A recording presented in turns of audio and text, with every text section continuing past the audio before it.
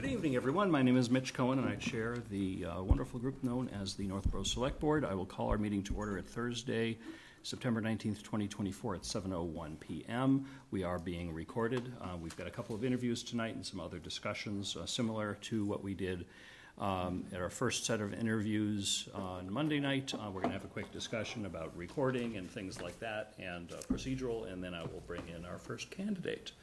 So at our last meeting, we had made the decision to not live stream the interviews out of concern that candidates from tonight might see the prior interviews for. Everyone will get to see them. They were recorded. They will be broadcast and put on YouTube and everything else in time for the weekend. So the question is, do we want to live stream tonight's interviews or do we want to not live stream? We have two candidates tonight. You know, in theory, one could watch before the other. Or we could do the same thing last time and just sometime after tonight's meeting, put them all up at the same time. I mean, I think for continuity, just withhold the live stream, let the two candidates interview, and then we can release them all together. I kind of feel most comfortable with that. Good. I like that idea. Sure. Fine with me? Yep, that's fine All with right, me. When will they be posted? I'll prompt Owen if he happens to know. Owen, do you happen to know how quick? Yeah, I didn't think you would, but I figured I'd ask. As soon as reasonably possible. But none of us have anything to do with that. So I think the term is administratively feasible. There we go. Whoa, big growth from big words. And so before we'll continue on for another moment. So tonight are our last two interviews. Do we want to have a deliberation afterwards? And we could do a couple of different things. I think we should at least set some expectation beforehand. We could, in theory, we could choose one person. It's on the agenda for Monday to make that decision. So I'm not anticipating that we will. It might be helpful to Tim because he would like to bring in potentially a couple of candidates in to meet staff. Perhaps as soon as tomorrow, that if we had our eye on a couple of people or felt that there were a couple of people that might not be worthwhile for staff to meet, we could kind of talk about that at the end. So I wanted to bring that up there now. We don't have to decide what we're doing right now, but I wanted to put that bug in everyone's ear that we may want to have a discussion at the end. There is an executive session on this agenda for actual negotiations. I'm not anticipating we'll use that because we have said that we want candidates to meet staff before we make a final decision like that. So, Okay. that's all. So you can think about it while we're talking to everybody else. Anybody else have anything? Well, Okay. one thing to consider as we're thinking about this is that the public would probably like to see our deliberations in real time. Yeah, I don't know if there's a practical way of sort of turning the live stream back on and how that works and how anybody will even know to do that. Right. Yeah. Well, I certainly want the feedback from the public before we make hard and fast decisions, but it may be a matter of if we can divide the pool of 4 into 2, maybe it would be helpful for Tim to know that so we can bring candidates in. If we're not ready to do that after these interviews tonight, we don't have to do it. Okay. Well, we could start a discussion. We can start and have some discussion, yeah. But all pending feedback from the public, from watching the interviews, and staff from both watching interviews and hopefully meeting the candidates in the next couple of days. Yeah, I think it'd be good maybe to have a little discussion and then think about what's going on over the weekend and then Monday night. Sounds good. Are we ready to bring the candidate in or any other questions? All right. If you could unpress the magic button.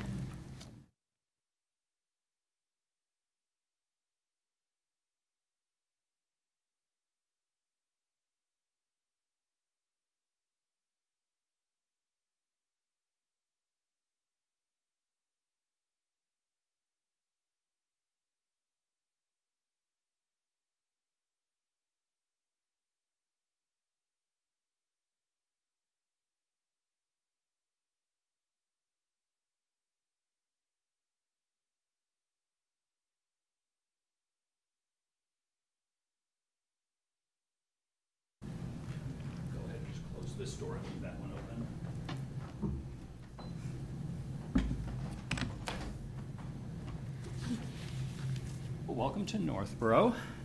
Appreciate you joining us tonight.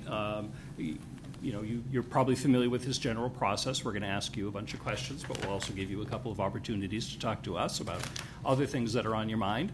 I will start by saying welcome, and if we've all read your application documents, if you could tell us a little something about yourself that might not be obvious, and this is also an opportunity to tell us anything that you think we should know. Sure.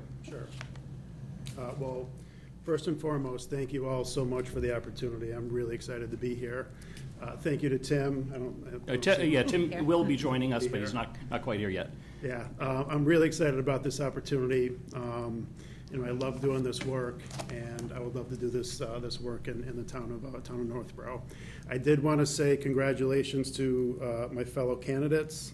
We have a great profession. We have a great group of professionals who are supportive of each other. We respect each other, and these are the best of the best people. So I wish them all luck. In fact, Angie Lopes-Ellison and I were both finalists in Ludlow 2.5 years ago. So I know Angie quite well. She's great. So I will touch on a little bit of what's in my resume. I've been in Ludlow for the past 2.5 years. It's kind of been a whirlwind couple of years. Ludlow is a town that really hadn't been sort of advanced for 20 years or so, and so there was a lot of sort of breaking expectations and habits, and it's been great. It's been very challenging, but it's been great. I suspect Northborough is probably a little bit different town. I know Tim does a great job, and I know you guys have a history of quality management. So I think the experience would likely be a little bit different. Before Ludlow, I worked for the town of Agawam for 7 years. I was the director of planning and development, really with a focus on economic development. I know there's an effort to revitalize the downtown, which is fabulous. That's kind of right up my alley, and I watched a couple of the videos, and it's a really exciting project. And then actually the last 3 years of my time at Agawam, I was also on the select board in Longmeadow. So I've been sitting right in your chair as well, which really helped me give me some perspective on sort of what board members are looking for. I'm also an attorney licensed in New York and Massachusetts. Obviously not practicing, but I think that's noteworthy. In terms of sort of philosophies, I have these pillars of professionalism that I always go back to. So our days can get really hectic and stressful. And I always, come back to these 3 pillars, and that is service, communication, and gratitude. I love helping people.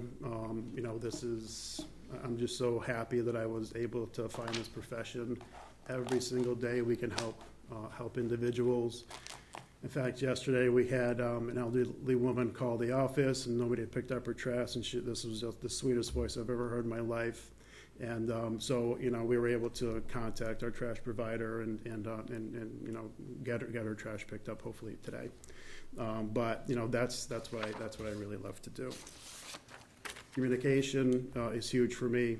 Communication, any relationship that falls apart, typically it's because of a lack of communication. I'm available 24/7. Unfortunately or fortunately. But I'm always available to all of you, whenever you need to speak with me. I've also sort of put together a communication plan or program that I'll talk about a little bit in a minute. But also my last pillar is gratitude. My family has endured a lot of adversity in our lives. I'm so grateful every single day. I'm so grateful to be sitting here with all of you. It's a blessing, and I try to instill that in me every day, and also certainly in staff. It's a magic pill. Once you have gratitude, sort of in these times of adversity, I certainly became resentful and sort of self-loathing, but really gratitude and public service really brought me back to sort of where I am now. In terms of my management style, I'm not a micromanager. You know, my theory is we either have or hire great people, train them, support them, get out of their way. If they need anything from, you know, from me or from us, you know, I think we support them, but I really like to give people space to be who they are.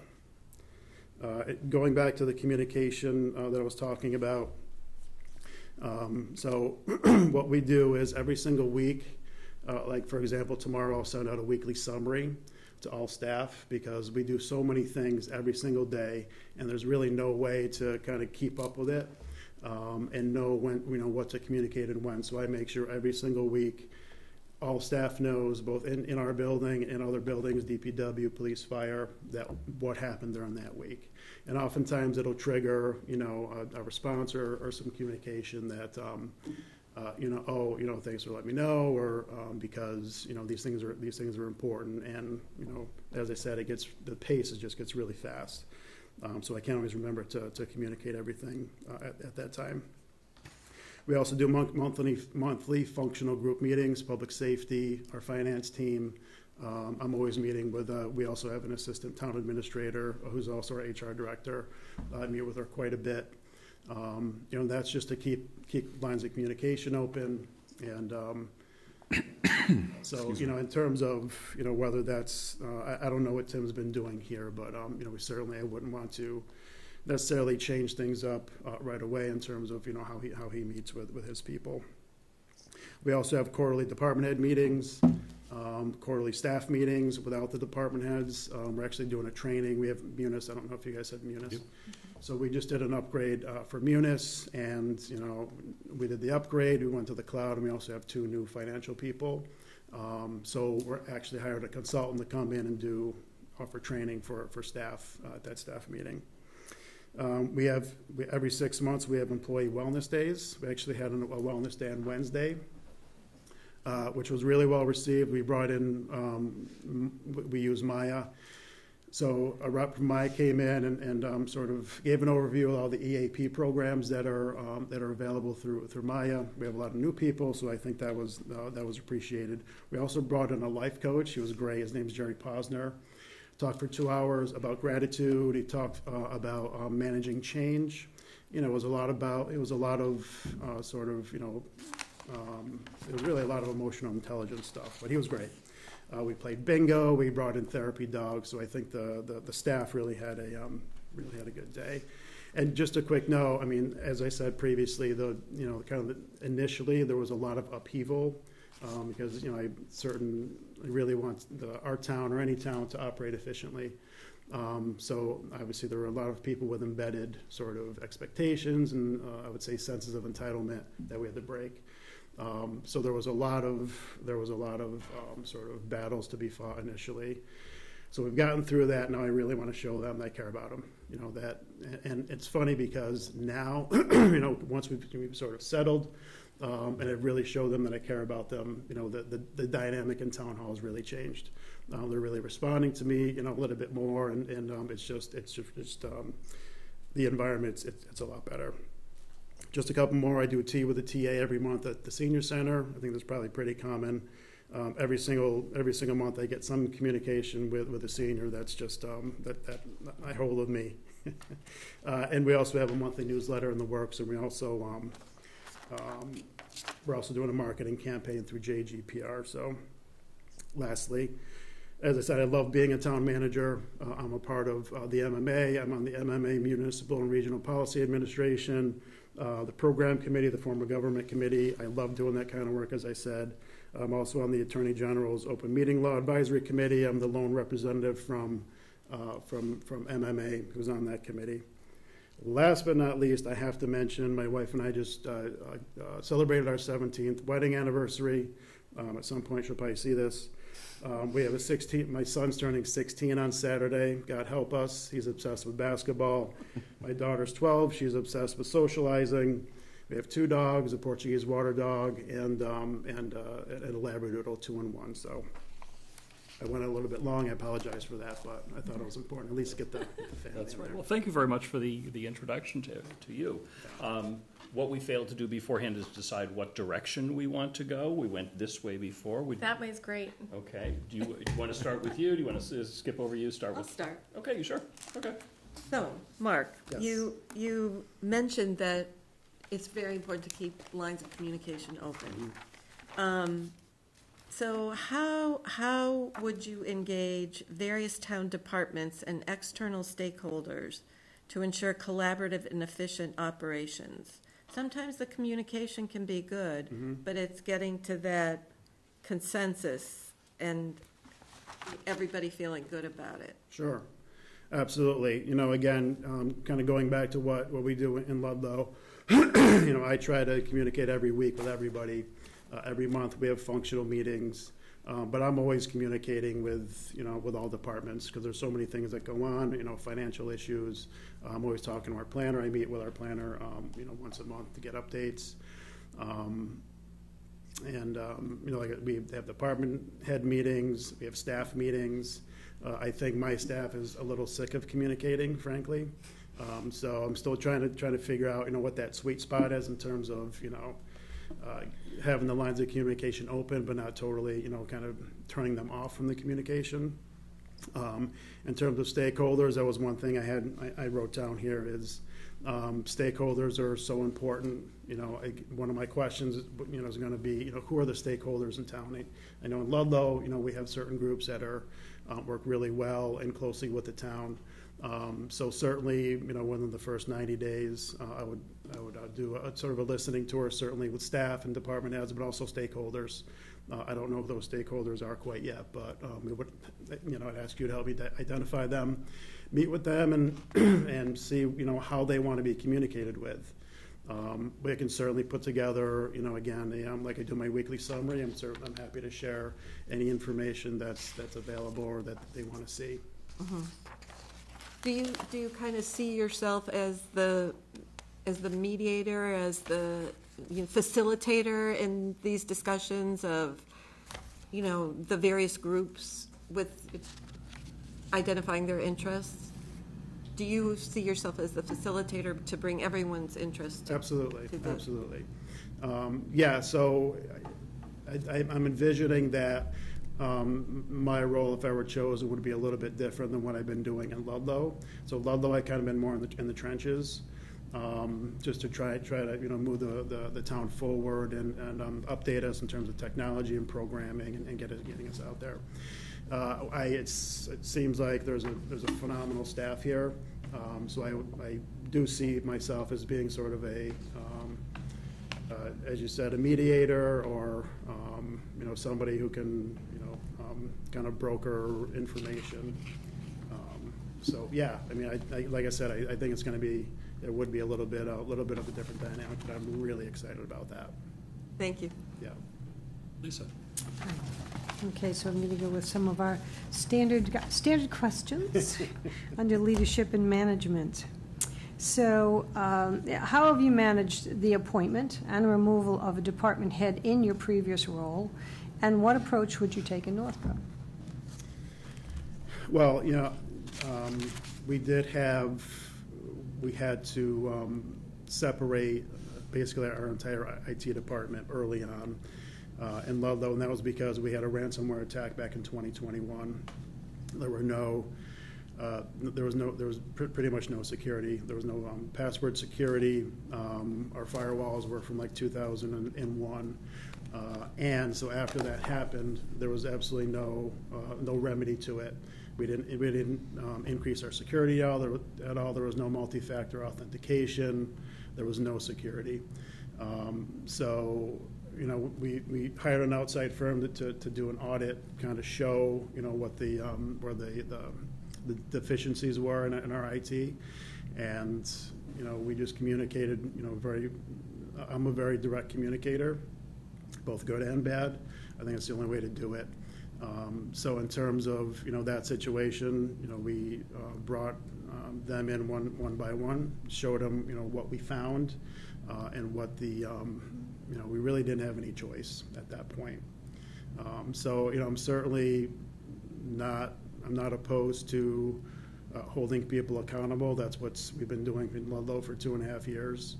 I think you have to be, again, I'm very serious about service. I'm very serious about servicing residents. I'm extremely serious about making sure that taxpayer dollars are spent efficiently.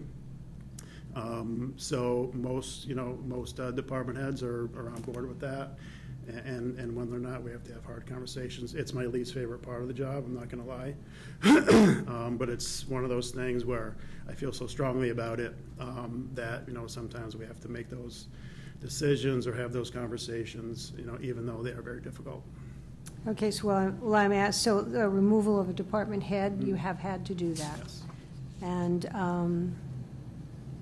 when prior to, you've been there for 2.5 years. So when you first got there, what you'd said was they really needed to get corralled and everything needed to go in order, that it hadn't been in quite a while.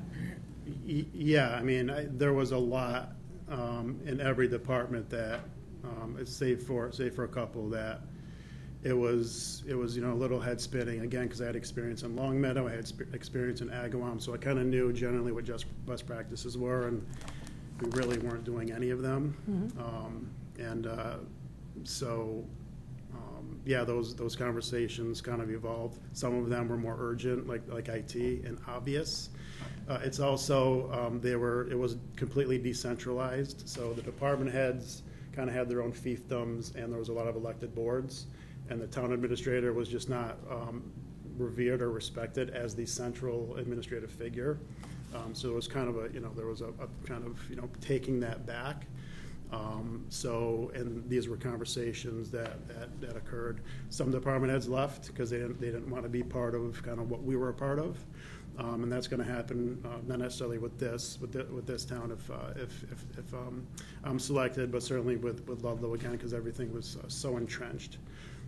But over time we have again continued to have difficult conversations, and we have an amazing team now. Again, we've turned over some people, mostly because they just left or retired, and they didn't want to be part of sort of what we were a part of. So we have an amazing team now, and a couple of the department heads that were sort of my biggest sort of adversaries vocally were probably my two closest department heads at this point. Great. Okay. Thank you. Thank you. So it certainly sounds like you've done a lot of work at Ludlow, and doing a lot of changes and working through that. So why leave Ludlow and come to Northborough? It's a great opportunity. The town's been managed really well. I sort of drew a circle around Longmeadow, sort of an hour commute circle, and if any jobs came up that were enticing, I decided that I was going to apply for them. Again, I am not interested in another reclamation project. It's taken a lot out of me and my family for the past 2.5 years.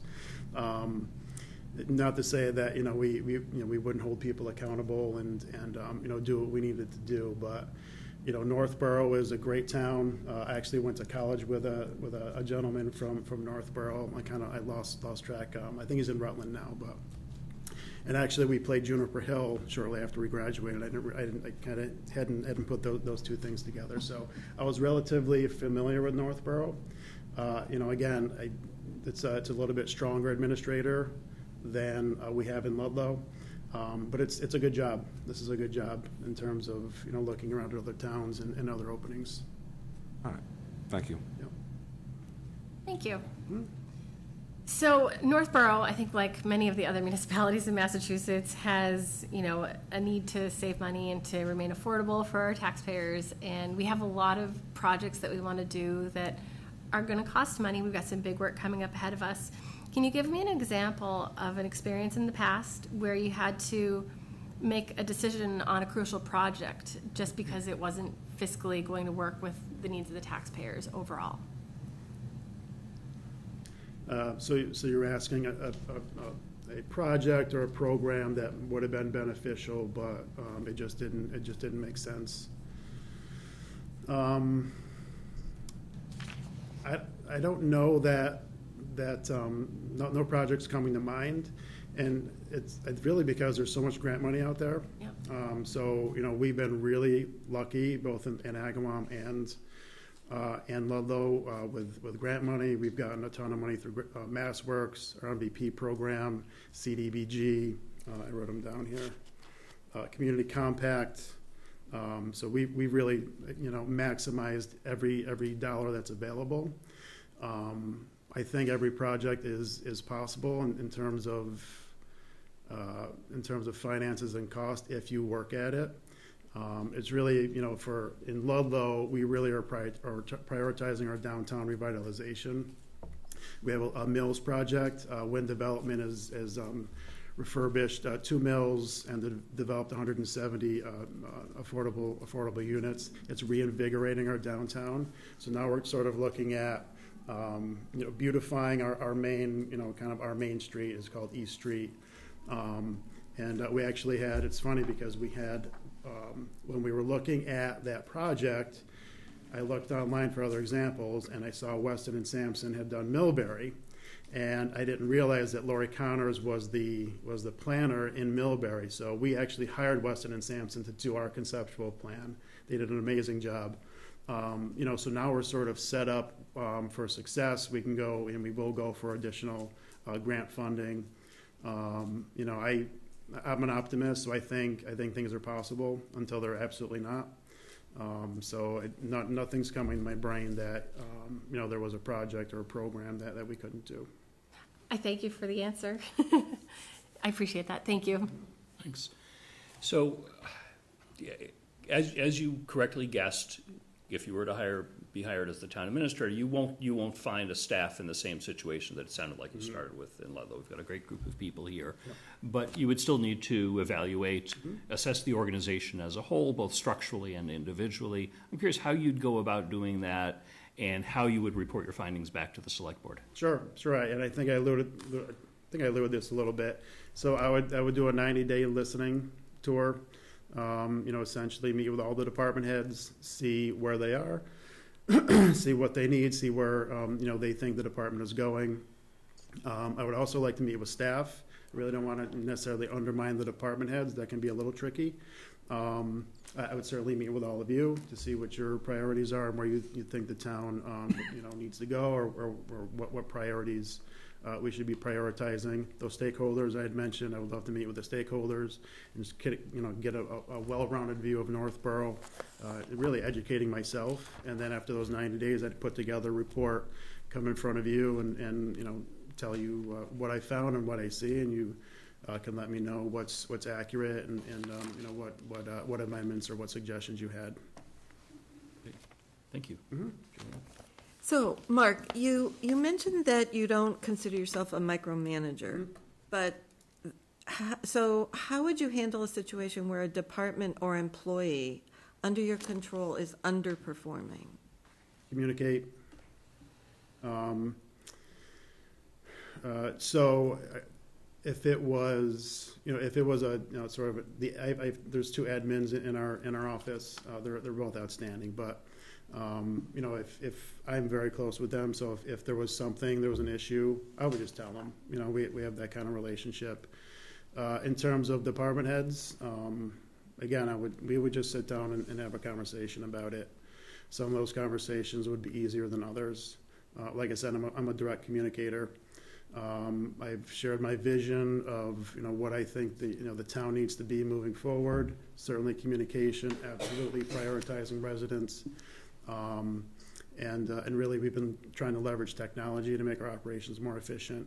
But again, I have no problems communicating directly with people. Obviously respectfully and with kindness. But we are responsible. I know this is kind of a cliche and people say that, but we work for residents. Residents pay taxes, and we work for them. We work for you, right? And I take that very seriously. So and that's always my message to department heads. Most department heads are in it for the same reason. Mm-hmm. When some aren't, we have to communicate that. Thank you. Yeah. Okay. Can you describe your experience with preparing and submitting the annual budgets and capital outlay programs? And how would you approach this task in Northborough? That is a good question. So shortly after, so we lost our town accountant who kind of doubled informally as our finance director back in January of '23. So, and there's very little municipal financial talent out there. We went without a town accountant for quite some time. We hired Clifton Larson and Allen out of Boston. They've been outstanding, but they're very expensive. So I've put together the budget the past 3 years. It's been a great experience. You know, what I did was I went through every single line item, literally every single line item in our budget. I compared it to the past 3 years to sort of see what the actual expenditures were.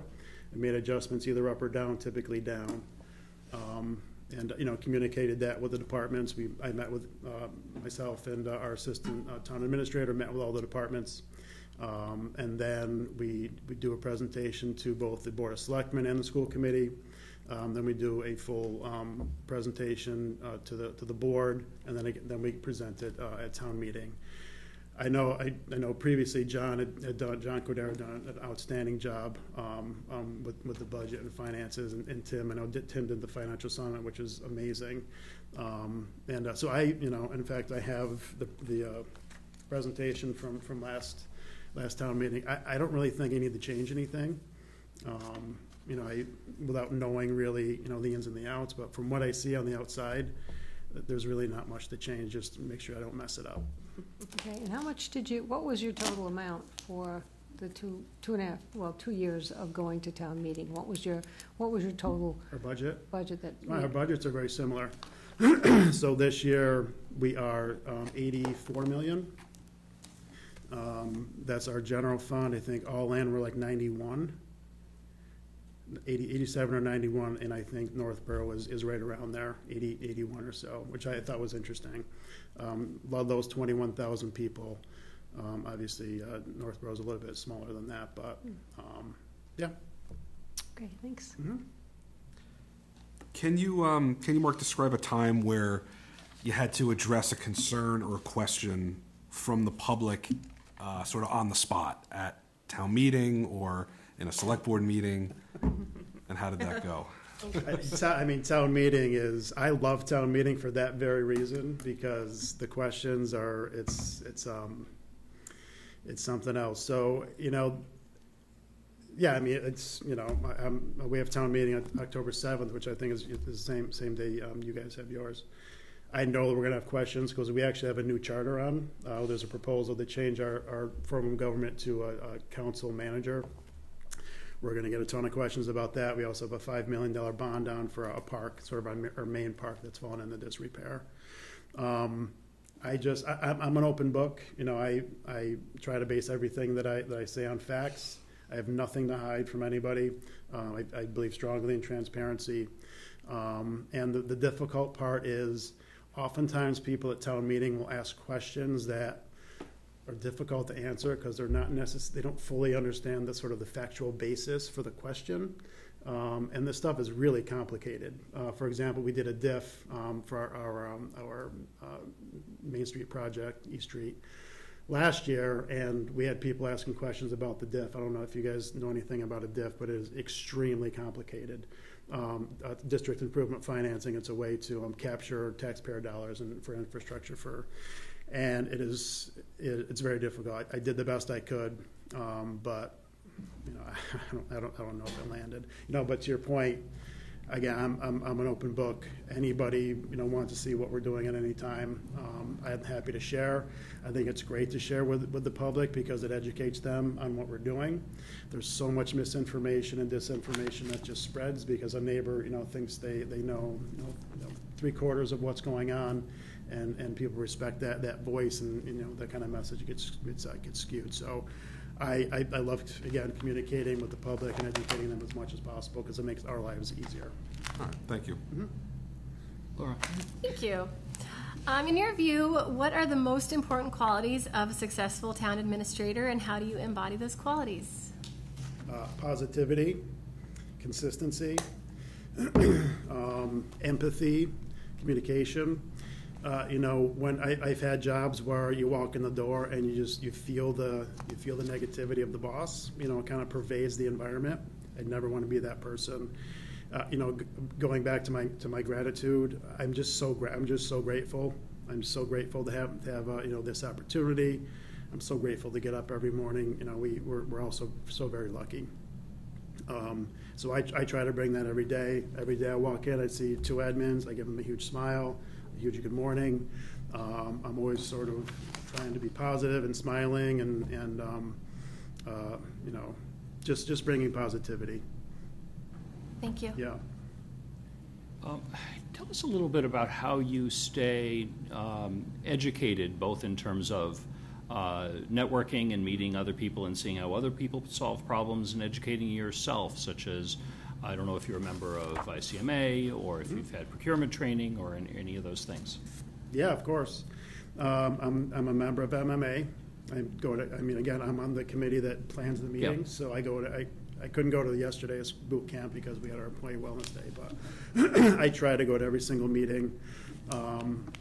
Again, I'm also on you know, two other committees, so I have a pretty good network of colleagues that, you know, they're available, you know, whenever, you know, sort of a nuanced issue comes up.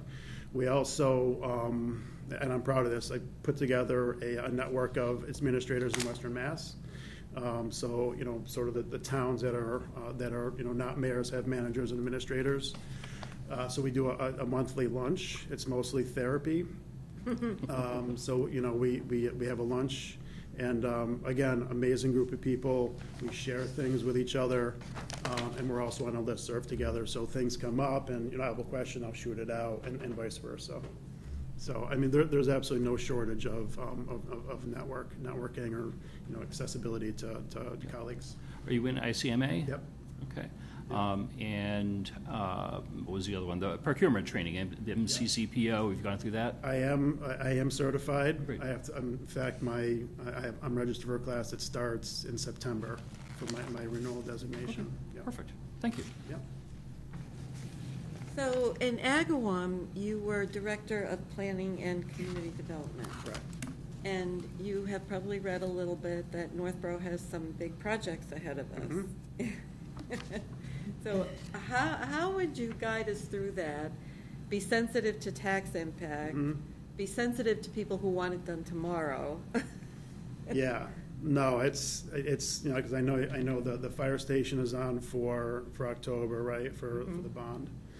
I read about the is White Cliffs down here? Yes, yes. So I read about White Cliffs. That's an expensive project. You know, every town has the same issues.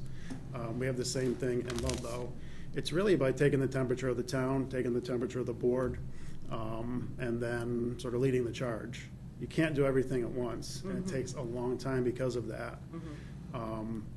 You know, Northborough, to its advantage, has a nice commercial tax base.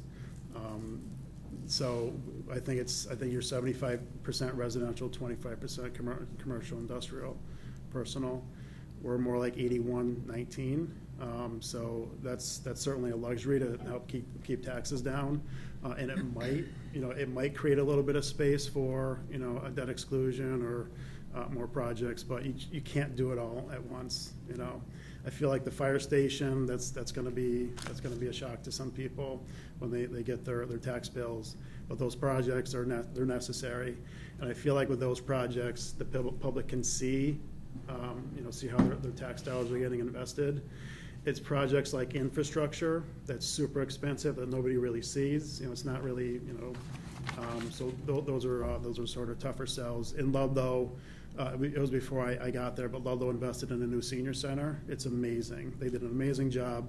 We have $2 lunches. We get 200 people a day. The place is buzzing, you know, but people know that their taxes went up because of it, but they can see it.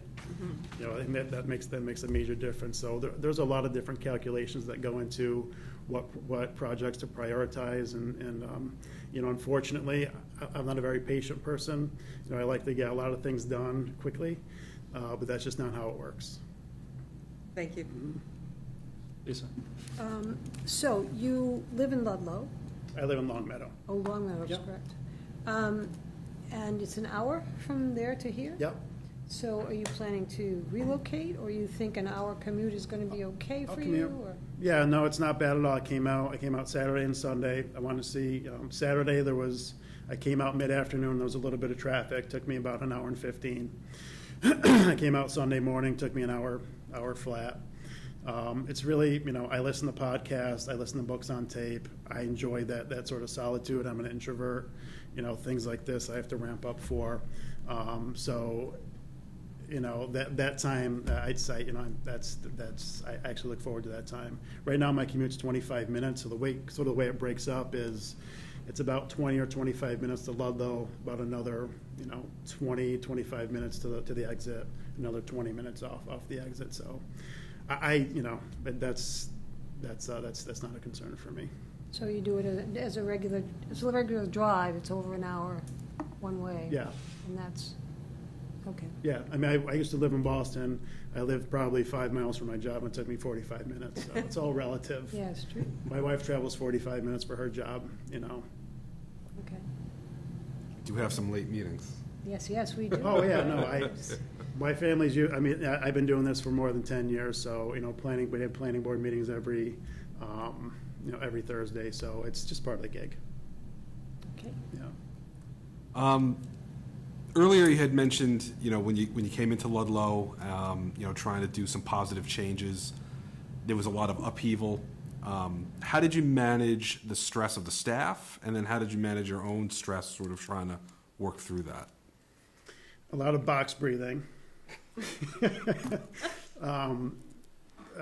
was stressful. There's no question about it. And again, we met.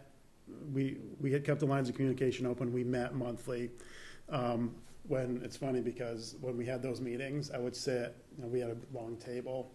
I would sit here, and everybody would sit back there. It's like because I was the big bad wolf at that point. And that was part of the gig. I didn't like that part of it, but it had to get done. Now we have great conversations, and we're all much closer. So, really, I wish I used to play basketball, a couple nights a week before COVID hit. I just don't have time for it anymore. And I listen to podcasts and books on tape to sort of center myself. All right, thank you. Mm-hmm. You had mentioned that you had some economic development in your prior role. Can you talk to me about what you enjoyed most about that and some of the successes that you saw related to it? It's optimism. It's like economic development is what the future can be. I just when I see fresh things like we were big on signs and facades. Signs and facades can really, it's such a small investment, but it can really make an area pop. I like to feel fresh. I like areas to feel fresh and new and invigorated. I just think it adds to people's quality of life. We had some big projects come through Agawam because there's Route 57 is a major artery in Agawam, and there was like a 210-acre parcel that really we needed MassDOT help to put in a ramp, but we had a FedEx warehouse that came in, and they were coming in from North Carolina. That was amazing. Just to sort of go through the machinations and think about what impact that could have on the town, and COVID hit, and then things kind of fizzled out. But I love economic development. I'm just sort of drawn to it. So in terms of the Main Street project, I will certainly be innately drawn to that. I don't know. It's just really optimistic to me. Got it. Thank you. I'm going to follow up with a related question also about economic development. Northborough currently has no economic development committee nor a staff person full-time assigned to that. Do you think, obviously you don't know enough about Northborough to say yes or no on that, but how would you evaluate whether either or both of those would be helpful to help Northborough move it along, and how would you handle that? Sure, absolutely. I mean, I'm happy to be, a point person or, be the economic development person. It's just, I have deep experience in that. in Ludlow, our town planner really didn't do too much economic development, so I kind of thrust it on him. So we're kind of doing it together. But if we had a committee, that'd be fantastic. You know, the citizenry isn't quite as engaged, I think, probably as Northborough is. So yeah, I mean, I would love to be part of that. Again, I'm happy to be sort of the quasi-economic development person or director, meet with and attend economic development committee meetings. I'd love to do that. Thank you. I have a question on that topic, too. So COVID changed the way we shop and, you know, do our daily errands.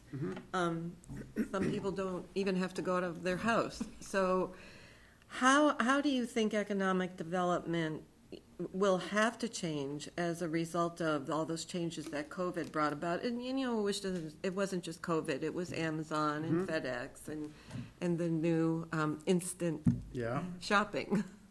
Yeah, we buy our groceries online. When, you know, we use, not DoorDash, I'm totally blank, Instacart. You know, my wife and I are both busy, so, you know, it's certainly a convenience. It's definitely a new economy. In terms of economic development, I'm big on placemaking. So, you know, thinking about the downtown, you really want people to feel like they've come to a place. You can do that through signage and wayfinding, which can be branded. Certainly, tree plantings. You know, there's so many different ways to make you feel like you've entered a place. We're working on that in Ludlow. We got all new town signs, and you know, we're working on a marketing campaign, and so, you know, for me, it's placemaking. Absolutely, that's sort of the ground level, but also, you know, things like, I think the old town hall. I think, you know, probably housing is the lowest hanging fruit for that. We actually have 2 vacant buildings in Ludlow, former school buildings, and we just got $1 million earmark in the housing bond bill to remediate, do pre-development, remove asbestos, do wiring, do new windows.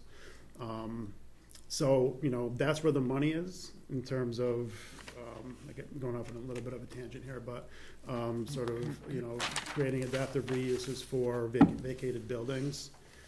Or you know, an incubator space would be great. In my town, they refurbished an old mansion, and it's just basically small business solar practitioners who have office space who share it, and it's been wildly popular. I think that's really where it's going, and you know, it's, again, I feel like with the downtown area, if there's a way to increase the housing units down there. Now you have a captive audience, and if you've been able to create, you know, sort of a sense that you've arrived at a place, you know, that's the start of something good. It takes time, and it's really layered. So just a follow-up, is there, what do you think the responsibility of town government is to small business to help them succeed? It's such a good question. It's a great question. You know, it's hard. It's hard. So I go to Rotary meetings. I'm very friendly with our chamber. We communicate. You know, they do a newsletter, and we'll put some stuff in if we have something that might be notable to the community, small business community. But in my 10 years, it's really hard to find, you know, what's the best way to help, other than keep taxes down, obviously. You know, but I know there are sign and facade programs available through the state, but I think you need to it needs to be it needs to be within a district. So I don't really have a good answer for that one. It's a hard one. We'll figure it out. Yeah. And you've mentioned sign and facade program a few times. Give me an example of what you think should be on the signs, and what are you picturing, as opposed to just, you know, talking about them. How about giving me some examples of what your signage and wayfaring is supposed to do by bringing people? You know, so many signs, just, you know, of existing businesses, they're just older. You know, so instead of having a flat sign on a facade, if it sticks out, and it's more sort of vibrant, colorful, sort of more contemporary looking, people are going to be attracted to that business. Same thing with facades. New windows or replacing brick facades if there's brick facades. It's really an aesthetic thing. And Agawam had a lot of great businesses, very loyal clientele. They were very profitable, but they didn't do much for other businesses coming in next to them because it felt tired. And I know there's other towns that have done it. I can't remember which one it was, but I have an example of a town that did a sign and facade program, and it was really well received. Again, it shows an investment in the business community. It shows an investment in the town, and you're drawn to it. You're drawn to your eyes are drawn to it. You're like, it's like the shiny thing. If you have two things that look exactly the same, and one's shiny and it's 10 times more than the other one, you're probably going to want to buy this one because it's nicer, for lack of a better way to put it. So, yeah. Like most towns, right? Most or a good sizable portion of the budget is going to the schools. Yep. So, can you describe how you've get along with, work with school committee, the schools there in Ludlow? Yeah, we get along great. So before I started, there was really no intercommunication. So what we do is we do a quarterly joint meeting with the select board, the board of selectmen, and the school committee. We meet monthly. Myself and the town accountant meet monthly with the school superintendent and school business manager, and this is and we also meet monthly with the chairs of all FinCom, the school committee, and the board of selectmen, just to make sure that everybody is communicating with each other as much as possible. Sometimes we don't have to do the meetings with just the superintendent and the school business manager because we've already covered it with the meeting monthly meeting of the chairs. But yeah, there's a divide in Ludlow between the schools and the board of selectmen. Our schools get 47% of the budget. I know that's probably on the low end. I think Northborough is close to 60, maybe 55, 56. So there's a lot of people in town who don't think that the town, via the board of selectmen, fund the schools enough. I'm a big education guy. I think we should fund schools. So that's sort of a delicate balance. But again, even if you have disagreements, you have to come together and talk about it. Because otherwise, people get on the forums and this person heard from this person. Some of our board members actually get on and engage with them, which is not always the best practice. So we've tried to bring everybody together and communicate as much as possible. I don't know how much difference it's going to make in terms of sort of increasing the investment in the schools from the town side, because we really have a revenue problem in Ludlow, but it doesn't concern you. Again, it comes back to communication. Okay, and we'll have a fairly large school project coming up here in Northborough. While in Ludlow, have there been any school projects or maintenance or larger maintenance issues or anything that's come up that you've had to work through with school buildings or school properties? Yeah, so we're just finishing out the MSBA process for an elementary school. It was mostly done when I started, but we've certainly been involved in that. We actually had one of the facades of one of the walls of our high school is water got behind it, so it was pulling away, and obviously it was a safety hazard, so we had to obviously work with the school superintendent and their maintenance staff and find the money for it. Luckily we were able to. We budgeted free cash for it. We budgeted $500,000. It came back at $165,000, which was awesome. But we also have a little bit of ARPA money left over that we could have used. So, in terms of this form of government, our form of government, it's tricky because you meet twice a year to appropriate money. And if something happens in the interim, it can get tricky. Mm-hmm. All right, thank you. I'm sorry, I don't know if I answered your question. No, you did. Thank you. Laura? So when you were talking with the question about economic development, you had mentioned the FedEx distribution facility. Yeah. Did that impact traffic in Ludlow at all? And We didn't do it. Okay. So it died. But that was okay. that was certainly it was out of the way enough that it wouldn't have impacted traffic in the neighborhood. But to get to 91 in Springfield, people would have to come down 57, and there's a rotary Yeah. to get on to 91, and that would have been a nightmare. Yeah. If we had moved forward, that would have been the biggest pinch point, I think. got it. Yeah. Thank you. Just a general question I'm curious about. So you're an attorney. Yep. I know you're not a practicing attorney because you do other things for a living. I'm curious how that helps you, how being an attorney helps you in your day-to-day job as being a town administrator. Some people may ask, hey, we don't need town council Right. anymore because we've got an attorney as town administrator. Dispel that myth for us also. No, it does help because not everything needs to go to town council. So I'm able to sort of interpret statutes and legislation whenever I can and when I feel comfortable that I'm interpreting correctly. I'm happy to do that. But I see language in a different way as an attorney. So I think it's definitely helped sort of mitigate our legal counsel bills. And I can also talk shop with them. So if an issue comes up, I have a great relationship with our town council. We can sort of talk as peers. I mean, he's a lot more. I never did municipal law, so I let him handle that. But I can sort of talk shop with him. Thank you. So we've gone around the room a couple of times. Does anyone have any other burning questions we want to ask Mark before we turn the tables?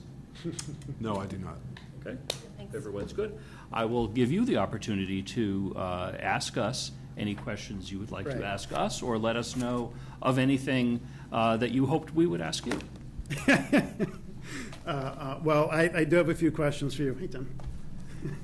I do have a few questions for you, if you would indulge me. So this relationship is very important.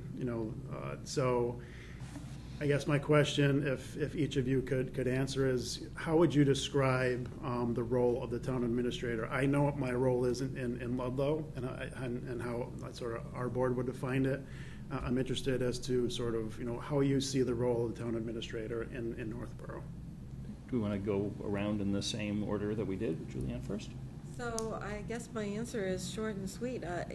The town administrator is the person who keeps the town running.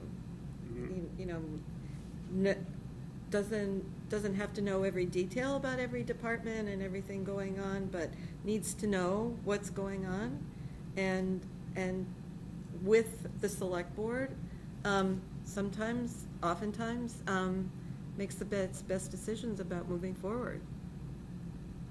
Yep, good. Lisa? Well, we've had some transitions. We've had one town administrator for 15 years, and a lot was done with one model. And we came in with a new board. Things changed. We've had a lot of change already in staff, and we're looking for innovation, something to bring us into the next level of, I suppose, the whole environment that we work in right now, where you are the middleman, so to speak, between the staff and the select board, and finances and wants. So there's a lot of balls that you have to juggle. I think that there's a great reliance upon your experience and past knowledge, how to find new methods of getting things done, not going back to the same old way it was done. And I think we've also had an issue where our municipal buildings were not maintained. And trying to save money to look good on paper and not to look good environmentally. So I'm looking for somebody who's able to, probably put some attention back into that whole visual community feel. And I think we've done a lot. We've changed a lot of the vision that was in the past. But there's a lot of things that are all coming at the same time, whether it be the new fire station, a new school, a new town hall, a middle school. I mean, there's a lot of things that are waiting, police station, to come up. And they've been waiting. So I think we need somebody who's able to come up with some, again, innovation to get things done for us. Thank you. Yeah, I mean, I would say, to kind of pick up on what both Lisa and Julianne said, you know, the thing that immediately kind of comes to mind, right, is again that centerpiece, that cog that's keeping everything rolling and moving, being able to balance all the competing priorities of elected officials and department heads and the citizenry and handle all that incoming from all sides, but yet keeping the trains running. We don't have any trains in Northborough, but if we did, keeping them running on time. Well, we do have freight trains, but that's another Can you get a train running in Northborough? right.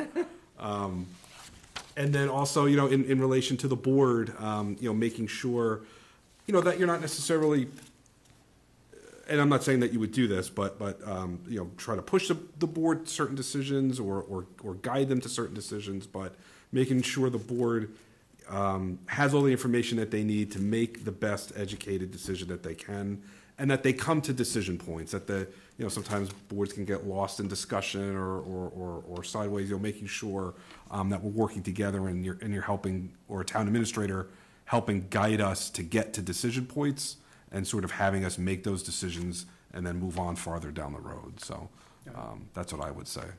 Laura. So one thing that I've loved in the last year is the amount of transparency that we've been given between department heads, the staff, and all the inner workings of the town. I want to be able to continue to have that transparency and really working together. I think we've all got ideas for what we'd like to see in the town, and it's a matter of helping us work together as a team to help those goals go forward. I mean, I'd say what I see as a role of a town administrator on the best days is more of as a coach than anything else, and help quality staff get inspired to do the right thing, because ideally quality staff know how to do most of those things on their own. Sometimes it's necessary to be a manager, whether it be for staff reasons or to deal with little surprises and get something done that wasn't planned to be done. And on some days it's a firefighter, of putting out big fires and dealing with the unexpected. You know, I am sure Tim could tell you, and as well as Diane could say, some days you walk into the building expecting to do one thing, and you have 10 things to get done, and you get none of them done, but you get 4 other things done you didn't even know about it at 7 o'clock in the morning. Hopefully those days are few and far between, but they do happen. That's, you know, that's what I'd say generally, and helping us as the board and the town as a whole figure out and achieve long-term goals, which is easier said than done, but it's important to get done. That sounds great. Great. Hope that answered that question. Yes. Anything else for us? Yeah. I just wanted to, you know, kind of get a feel. I do have, I'm saying, I know we're running long, but That's fine. Sort of, you know, what is your main priority, you know, individually? Like, what's your, if you know, in 3-5 years, you know, what's the number one priority that you would like to see the town, you know, make improvements or make progress with? Want to do the same thing? So my main priority in 3 to 5 years would be that we have a definite plan for all of the projects that need to be done. And everyone understands, or to the best of our ability, everyone's on board with, you know, the fire station will be done at such and such a time. The school will follow and give us a time frame, how we're going to pay for it, how it's going to impact things. So that, you know, we're not looking at 5 years out, we're looking at 20 years out. In addition to that, I would hope that our goals, you know, our projects will, you know, in 100 years, people will look back and say, they did that right. So that's mine. What's yours? Well, I to piggyback on that, because that's very, very well put. I'm also interested in the vision, in the feeling, as you were talking about, when you come in to be a destination, not just I'm going to raise my children and time's up, I'm done. I think that's important, that we have to bring back a sense of community for everybody. To get more people back to doing things with involvement and energy, and looking forward to working together as a community to create just a wonderful sense of community, and, as you say, more new shiny objects. I'm all for that. Yeah, I mean, I would say,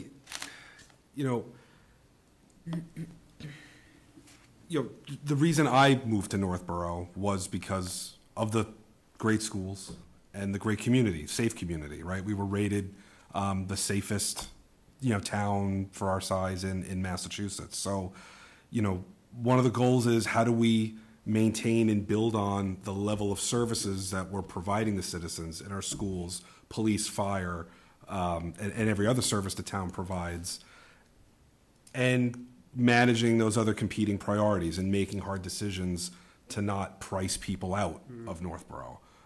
It's easy to give everybody everything, and then you hand them the bill, and then there's an issue. So that's obviously the biggest push and pull. So there's, to me, that's the biggest goal, is how do we build on the successes of the past so that people can be prosperous and happy here in Northborough. How do we maintain that? And I don't necessarily think I have all the solutions on that, or even everybody in this room, but how do we get there? How do we at least work towards it? That journey is sort of part of the goal that I would have. Excellent. Thank you. And I think similar to what everyone else has shared, the most sensitive spot for me is remaining affordable for people on fixed income, and figuring out, because it is very stressful when all the other expenses are going up. Just really looking at everything that we're spending money on, and, and like Mike said, we don't want people being taxed out, and just with these big projects ahead, trying to figure out if there's anything else we can do to offset tax bills. Sure. Absolutely. I'll certainly agree with what everyone has said as important goals. I'll add one more, which is very important to me, which is downtown revitalization. I think that's something that the town has identified as a big, important goal, and honestly, we've struggled to figure out what that means and how to do it. I think we need some help from somebody, to guide us in that direction and make sure things get started and keep going and get finished. With the idea of thinking about the long-term vision. We have all the right people in place to do it. We just we need to get it done, and that leads to a lot of good things, like good economic development that can help keep the taxes down and manageable. It gets people even more excited about the community, and gets additional investors and everybody else to play a part. Absolutely. Right. Absolutely. Thank you guys so much. I really appreciate the time and the opportunity. I would love to be the town administrator in Northborough. Either way, it was great to meet you all, and I appreciate it. Great. Thank you. Thank you very much for joining us. Mark, I apologize for being late.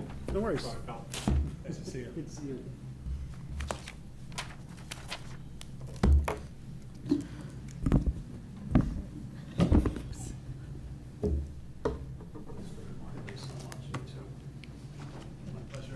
Have a safe drive back. Thank you so much. Great meeting you. Thank you. It's great to meet you. Thank you very much. Nice to see you.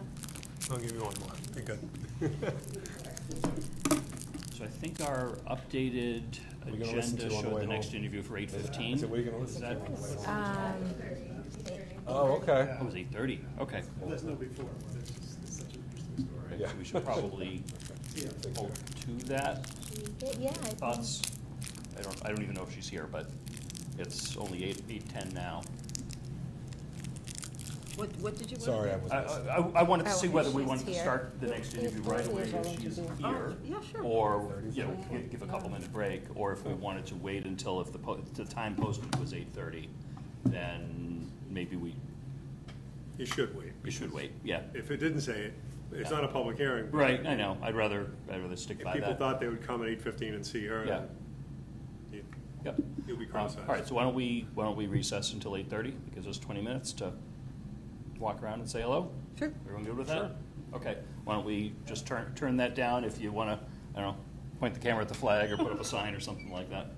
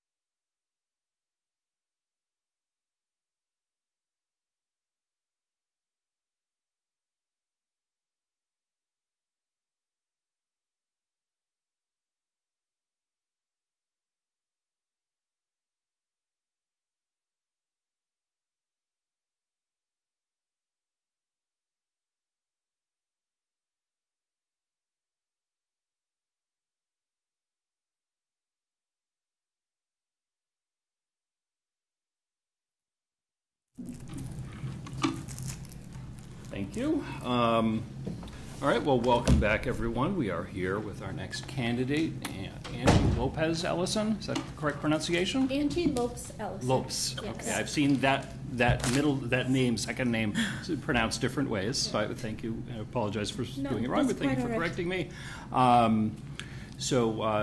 You're probably familiar with the drill that we're going to go around the room and ask you some questions and things like that. And we will start by asking you to introduce yourself a little bit. We've all read your application documents. Might be a good time to let us know of anything that that might not be obvious from your application documents that you'd like us to know, or anything you think it's important for us to know before we get started. Okay, certainly. Well, I'm Angie Lopes Ellison. I am presently in Fairhaven, Massachusetts. I guess I'll give you sort of a synopsis of my life. No. I started out in higher education. My undergrad degree and my graduate degree is in political science and American studies. And I actually spent about 17, 18 years in higher education. I retired my career there as Dean of Students at UMass Boston, who was also the Chief Student Affairs Officer. Excuse me, because I just realized that's evergreen, wintergreen. We have a nice collection of candy around over there, whatever you would like. In future, peppermint. Oh, sorry.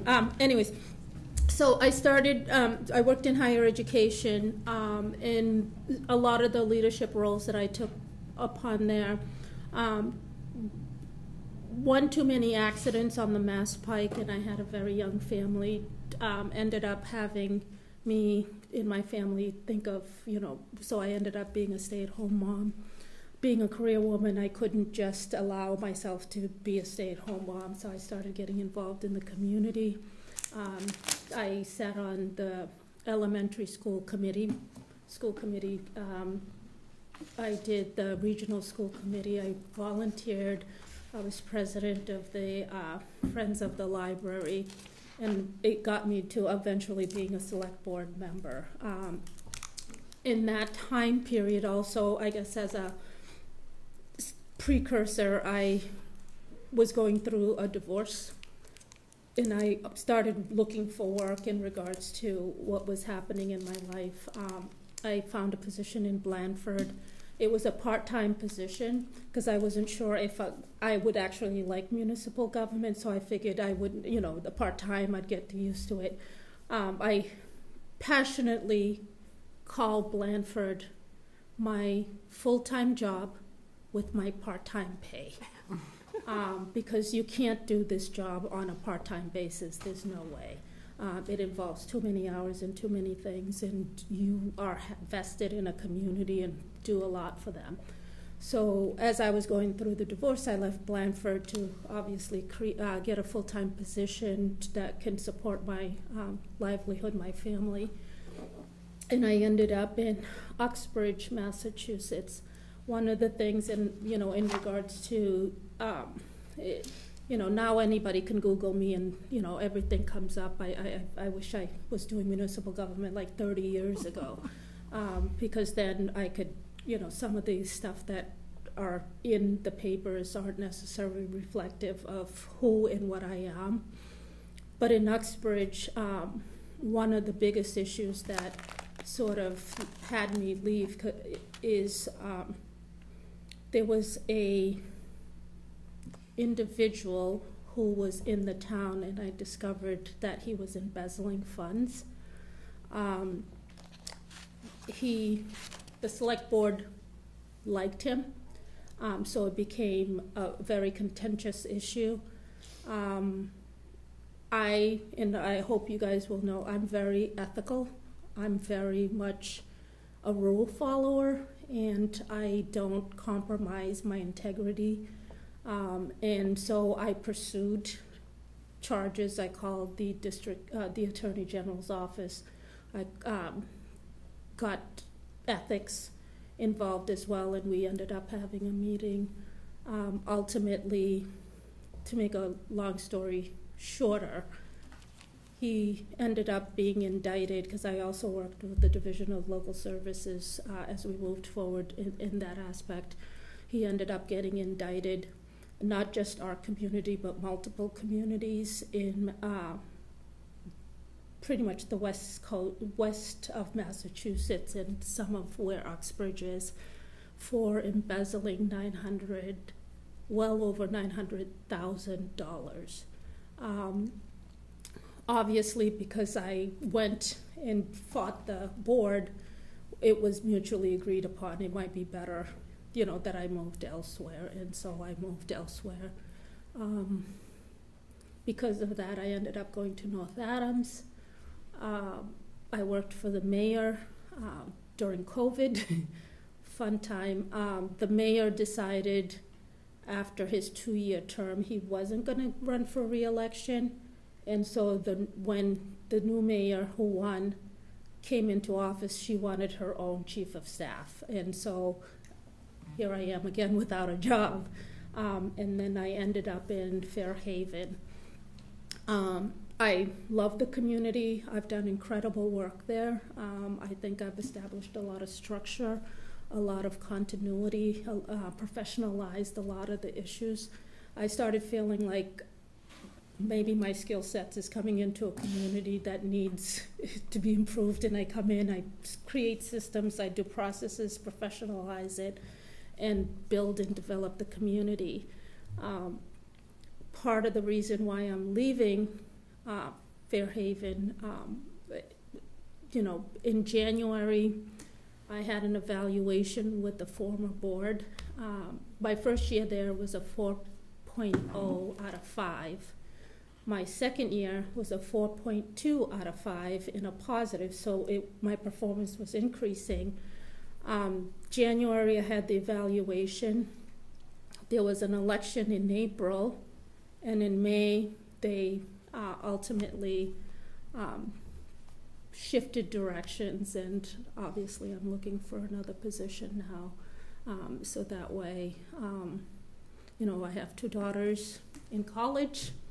And I really think it's important for me to move on because they're moving in a whole different direction.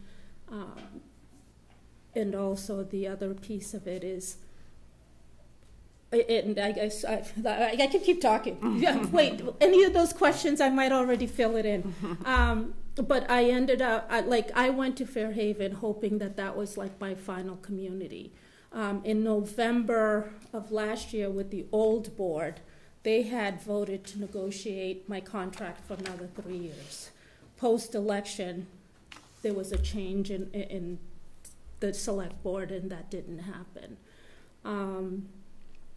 I want to find a community, and I'm hoping that you are the community. From everything that I've seen, it's comparable to what we use Northborough as our comparative community when we do a lot of assessments in regards to salary, population, and everything else. So I feel it's compatible to what I'm doing now.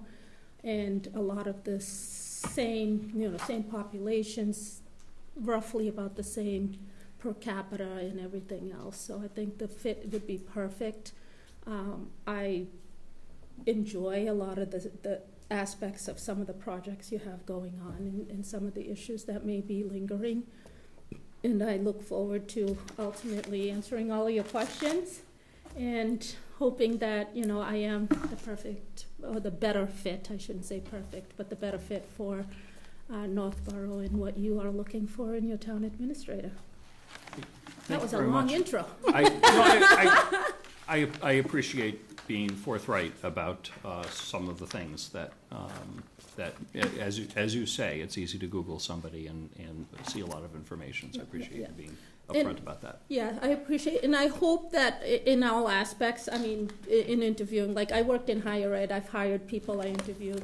I ask that any questions that you have, ask it, because obviously after you're going to deliberate, and I don't want you to make any assumptions about me.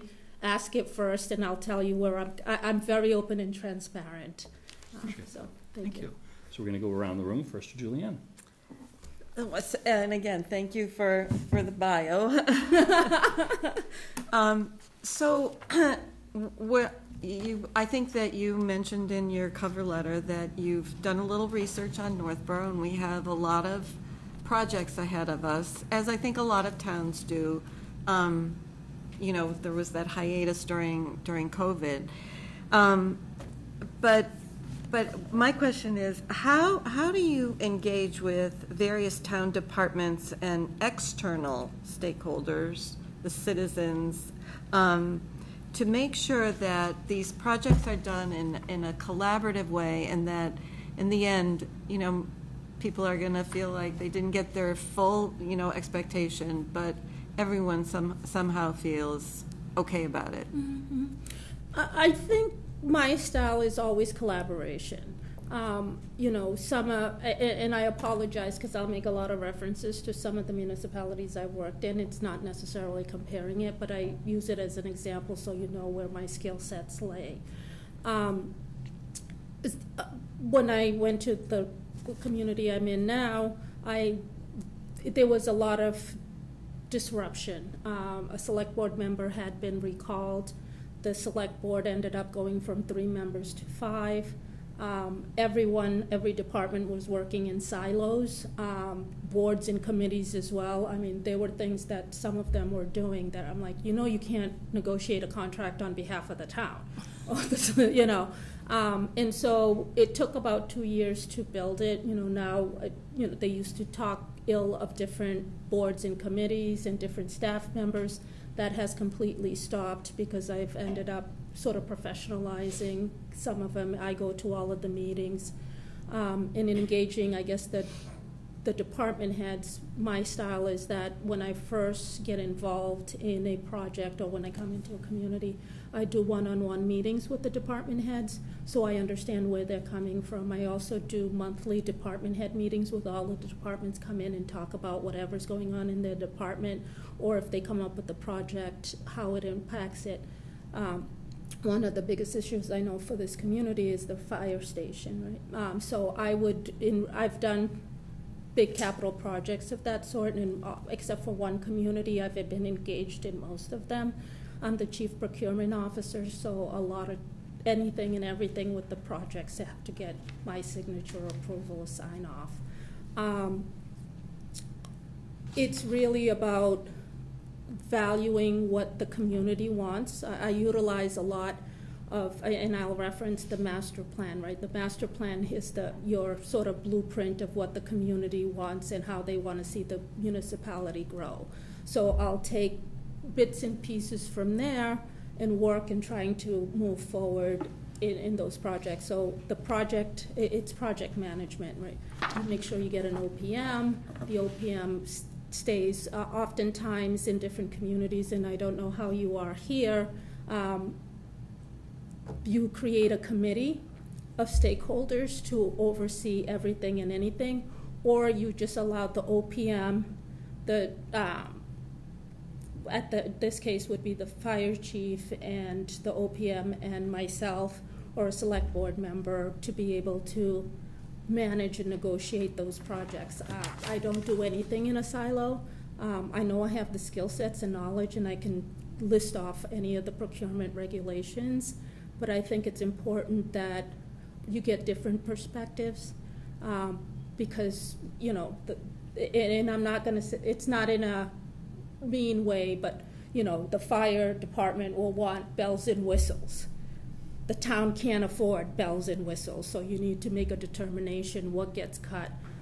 You know, I am also a big stickler. When I was in North Adams, they redid, because we had an airport, and I somehow ended up being the airport manager.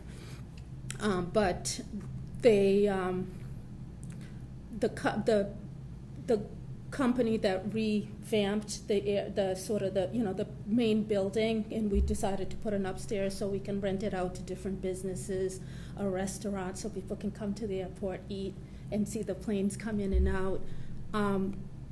The builder had a lot of punch list items, and he was working with our OPM, and the OPM kept on saying, well, just let it go, you know, give him the money, because you retain a certain percentage.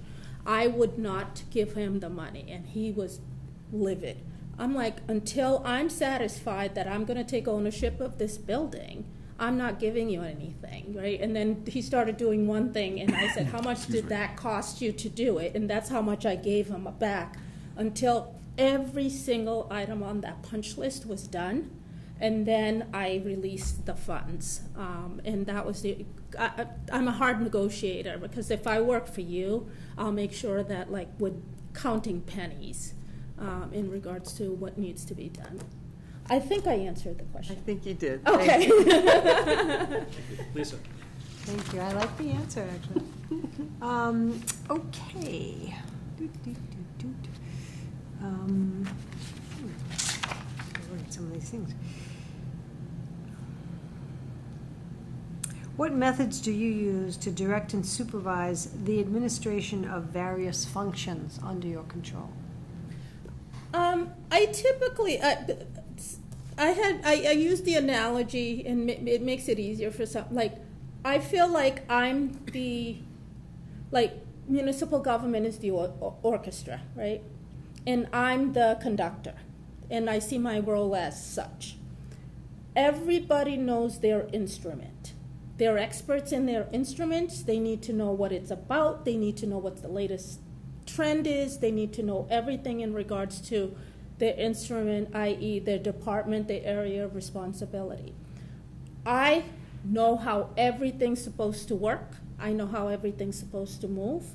And I know when each department should be engaged in involved in certain situations. So my style is such that I would definitely, in regards to the department heads, I think I mentioned that, I have one-on-one meetings with them. Probably for the first 3 months, my style has always been, and it's something that I've brought into municipal government for my higher education years. Every 2 weeks, until we understand each other, we understand our style. When I say something, what that means, what they say something, how does that translate?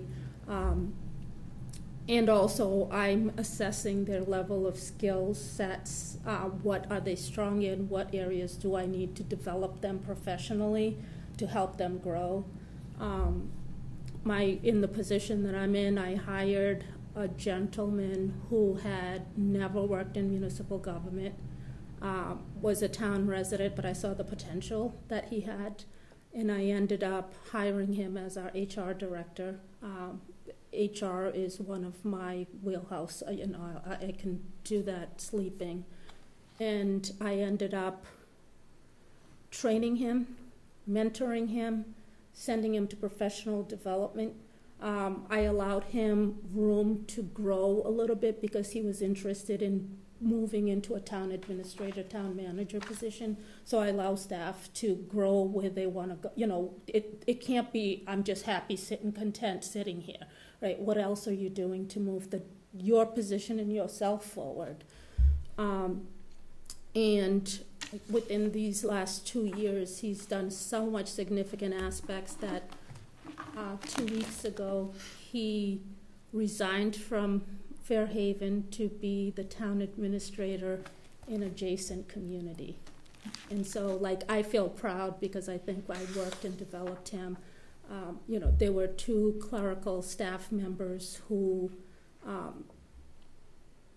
had the skill sets to be department heads, but they didn't have the confidence. I restructured the entire department to give them that position. I ended up adding 1 more position within the budget, just so that, and they've excelled in that role because they were never given that opportunity. One of them hesitates because she's like, I don't want to go to treasurer school. I'm like, you don't have to go, but you got to go to this workshop. I believe in the staff and their skill sets. One of the biggest things for me is definitely, you need to be the subject matter expert. I hold staff accountable too, but in regards to, I make decisions based on the information that I get from you. And you need to know all aspects of your job, because the decisions that I make and also the decisions that I share with you to collaboratively vote on an issue is based on that information. And I always tell staff, when I first begin a position, I tell staff that I'd much rather, if I ask a question that they don't know, that they end up saying, I don't know, can I get back to you? Then sit there and try to figure it out and make up something, because then it's not accurate, factual information. Great, all right. Mike? Yeah, the description of the staff member and the board in Uxbridge sounds super stressful, to say the least.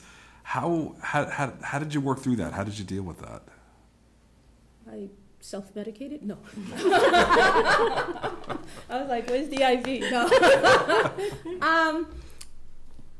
I've accepted the fact that I've always worked in public sector. And maybe this should have been part of my intro. My undergrad was all, I went to a public school for high school. I went to a public college.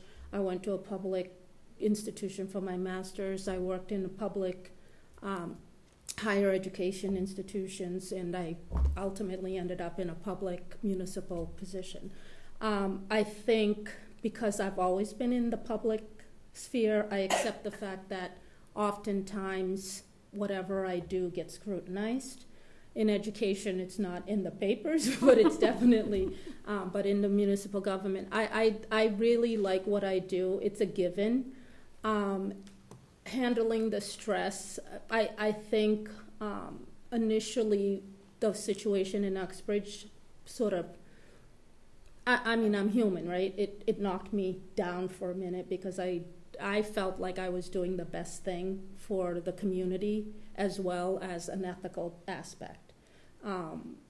But the results wasn't what I was expecting. I learned from those, because obviously there was mistakes made. I've learned from it. I've learned from the experience, and when I went to my next community in regards to it, I served them a little bit better. I guess I released stress by, I'd say I'd run on a track, but that's not true. Post-COVID, I didn't do anything. I was just happy that we could actually, do takeout. All right, thank you. Laura? Thank you, and I do appreciate you sharing that. That sounds like a really tough experience to go through, so thank you.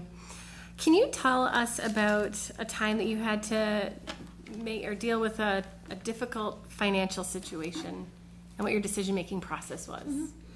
Mm-hmm. My finance director in the community that I'm in retired. We didn't have a finance director. We hired another finance director from another community to be almost like a consultant, and they helped us put a budget through the first year. Because his community does overrides, he felt like, we'll just do an override rather than balancing the budget. And it was not received well at all. And the lesson that I learned from that is the community doesn't like overrides unless it's,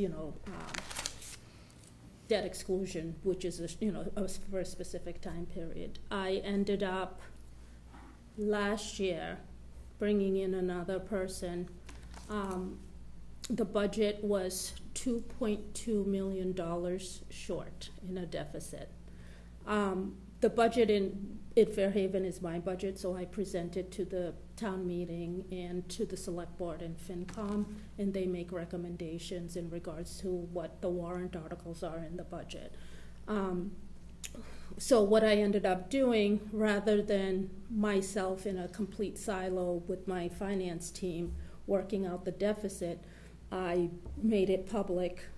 I talked to the select board, FinCom, and I ended up creating a working committee that was made up of the school, finance committee, select board, and two other folks. So there was a 5-member board that worked directly as an advisory board to me, and we talked about all of the issues. And one of the things that I can say that I really was grateful for is there was a gentleman in the finance committee that, I don't want to say we were adversary, but he would always challenge what I said and did, and once he came into the fold and he understood how I was thinking and what I was going through, and he got a lot of the background information, he and I, like, I feel like he's one of my support now. I can go to him and say, hey, this is happening, what are your thoughts? Where before it was, in a public meeting, and oftentimes, and I adore him now. He's definitely a mentor. And I always put people that are in opposition in a committee or a board or even advisory to myself, because I think it's important to know what the other side's thinking, and also because I wouldn't necessarily think that. There have been a few occasions in other communities that I've done that, and it's actually helped the process, because some of the skepticism is things that I would not have thought of, and literally I was like, oh my God, oh yeah, that would negatively affect this. And we adjusted and changed. And then, the people that are involved feel listened to and engaged as well. Thank you. Maybe a little bit of a similar question. At the beginning of your interview, you certainly spoke of some challenging situations that didn't necessarily end well for you personally. I'd love you to describe a challenging situation that did end well and how you got there. Related to, municipal administration. I think the biggest accomplishment is my development of the staff. Our team is incredible. I always compliment them. And actually the running joke is, if I give you a compliment, it's like a golden star, because I don't, because I'm always business oriented. And so when I'm like, good job, they're like, whoa. But I think the biggest accomplishment is developing the staff that I have, and also changing a lot of the infrastructure within budget and making it a more positive outcome in a municipality.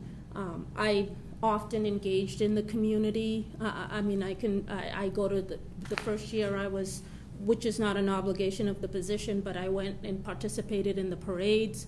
I went to community events. We have a belonging committee, which I think you do too. They put out events, and I would show up to the event, me and, the 5-member board and maybe 3 or 4 other residents, but I would always show up and be actively engaged. I asked the Board of Health agent to give me a list of all of the restaurants in town.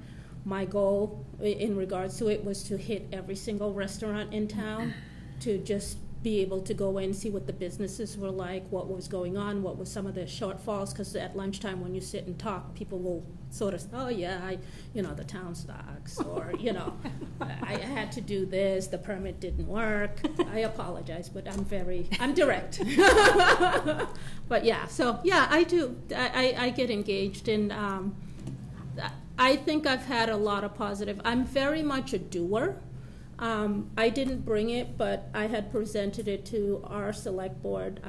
All of the things within a 2-year period that I've done, it was literally 4 pages long, or my administration, right? The biggest one, I think that was an accomplishment. For 10 years, the town was talking about doing a regional dispatch. They kept on talking about regional dispatch consistently for 10 years. I came on board.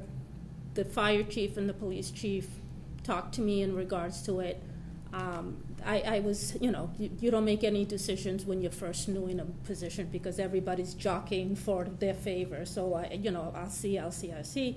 And then eventually I ended up saying to he's like, just come and see how it works. I went to the fire station. I sat in the fire station because the police had a dispatch station, the fire had a dispatch station, but they were all in the same building. I sat there for about 2 hours, and the system was so convoluted because the firefighters were covering the dispatch. If they got called out, because our firefighters are, and it's the same, I think, here, firefighter and EMTs. That's why you guys are a compatible community, see? And so they ended up, they would get called, and they had, before they could leave, someone had to cover the station or the call station. I saw the fire chief sit at the dispatch for over 45 minutes to an hour. And also the transition when they have to tell each other what's going on. I said, what if one person forgot to mention something and then nobody knew where the other person was? So looking at that, we ended up starting to work more towards a regional dispatch system, and within 8 months to a year of me being there, we had a contract with Holbrook. We went to Semrick first. I didn't like them. I didn't like their methodology, and they made us give us our capital money back to them because they had capital investments, and I didn't think that was right. Holbrook allowed us to keep that, and so I think that was more a better option for the town, because I'm always, again, looking for the benefit, anything that would benefit the town.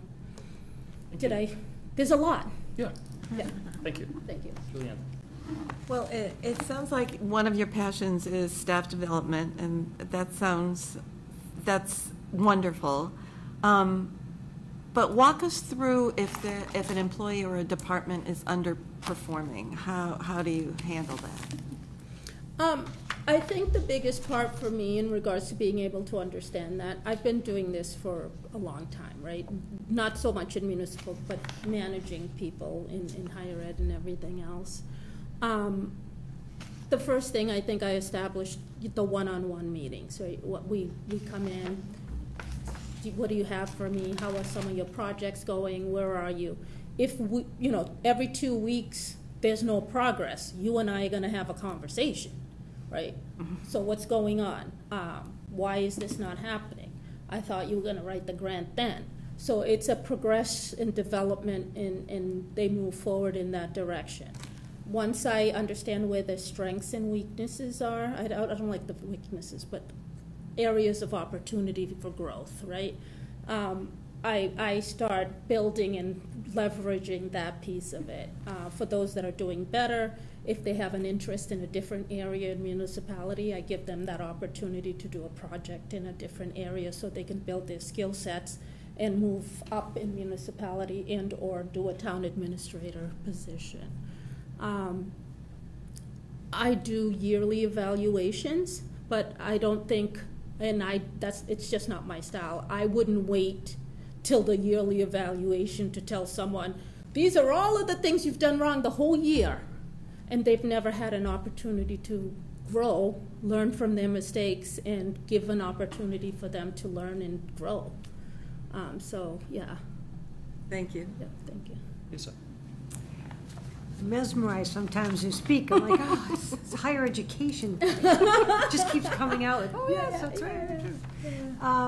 Okay, so let's see. Some of these, I've asked kind of the same questions, and you go, oh, okay. I'm hoping I didn't ask you this one.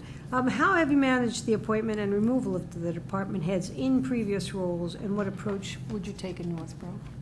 If there was an underperformance situation, or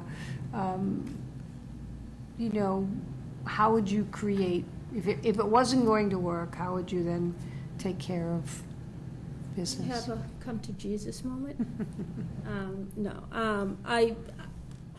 It's the hardest part, or the part that I hate most, but it's a necessary part. Ironically, today, because my HR director became a town administrator, I have an interim HR director, so she's doing a lot of the stuff, but really I'm managing the process. There's a gentleman who came in because I created a facilities department because all of our buildings were falling apart, and there was no, the town hall is a historic building, and there was one custodial staff member in that building. He did everything. So I promoted him to a facilities manager position, was able to do it budgetarily, and then took all of the part-time people in the different departments and created a department of facilities management. He ended up hiring someone, because I promote a lot of sort of diverse employment. He ended up hiring a veteran, and the gentleman was really not a good fit. There was always an issue. They're supposed to have a half an hour break. He's working at the police station. He's taking an hour and a half. He'll go in, look at something, come out for 45 minutes, an hour, and not do it. So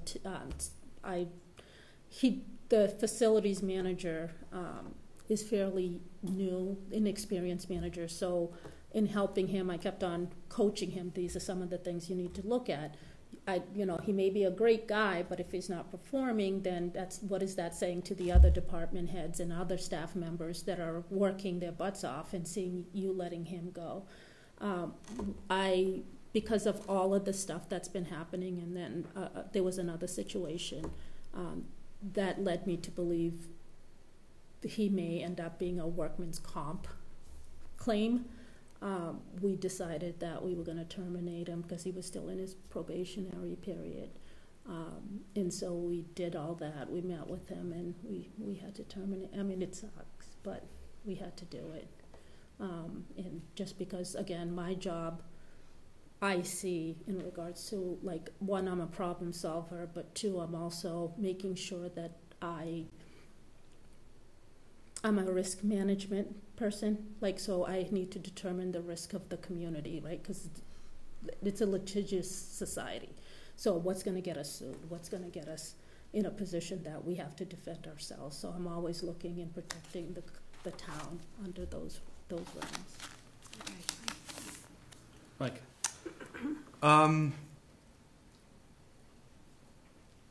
Sort of with the public, is there, or a time you can describe, having to sort of think on your feet or in the moment, with, at say town meeting, or with either select board or people who show up to say a meeting or something like that? Any sort of interesting stories and what occurred, what happened, or? I'm not clear what you're asking.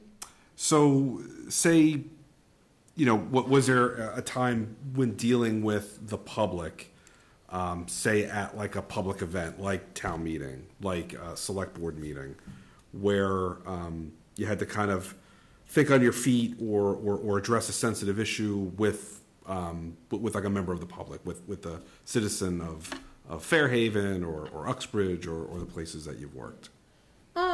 I mean, I'm very customer service oriented, and I truly have an open door policy.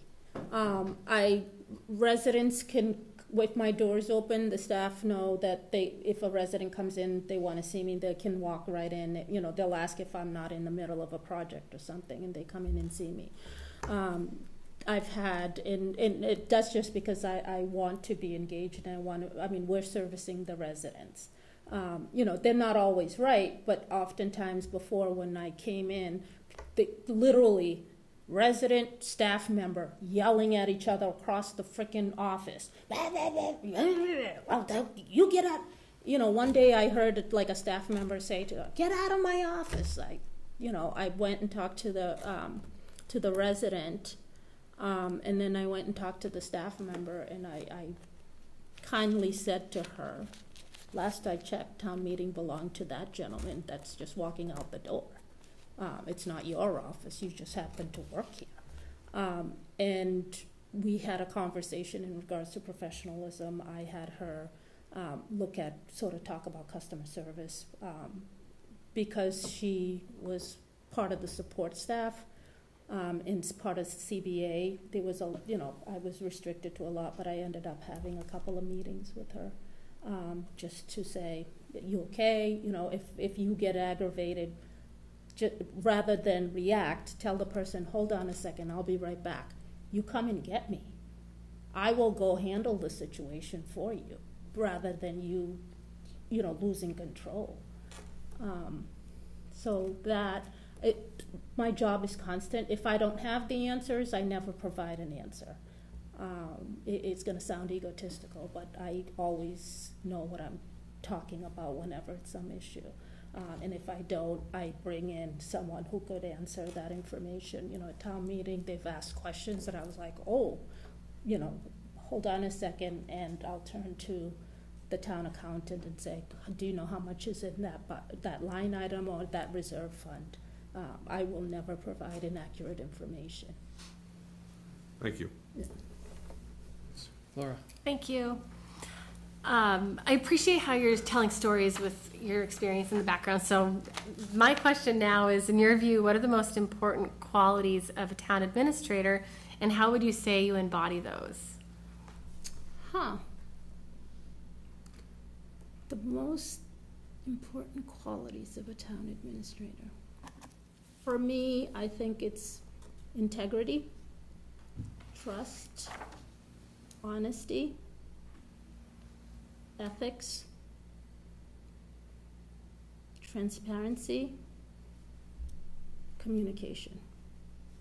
I think I do all that. I mean, I will stand up, you know, I don't know.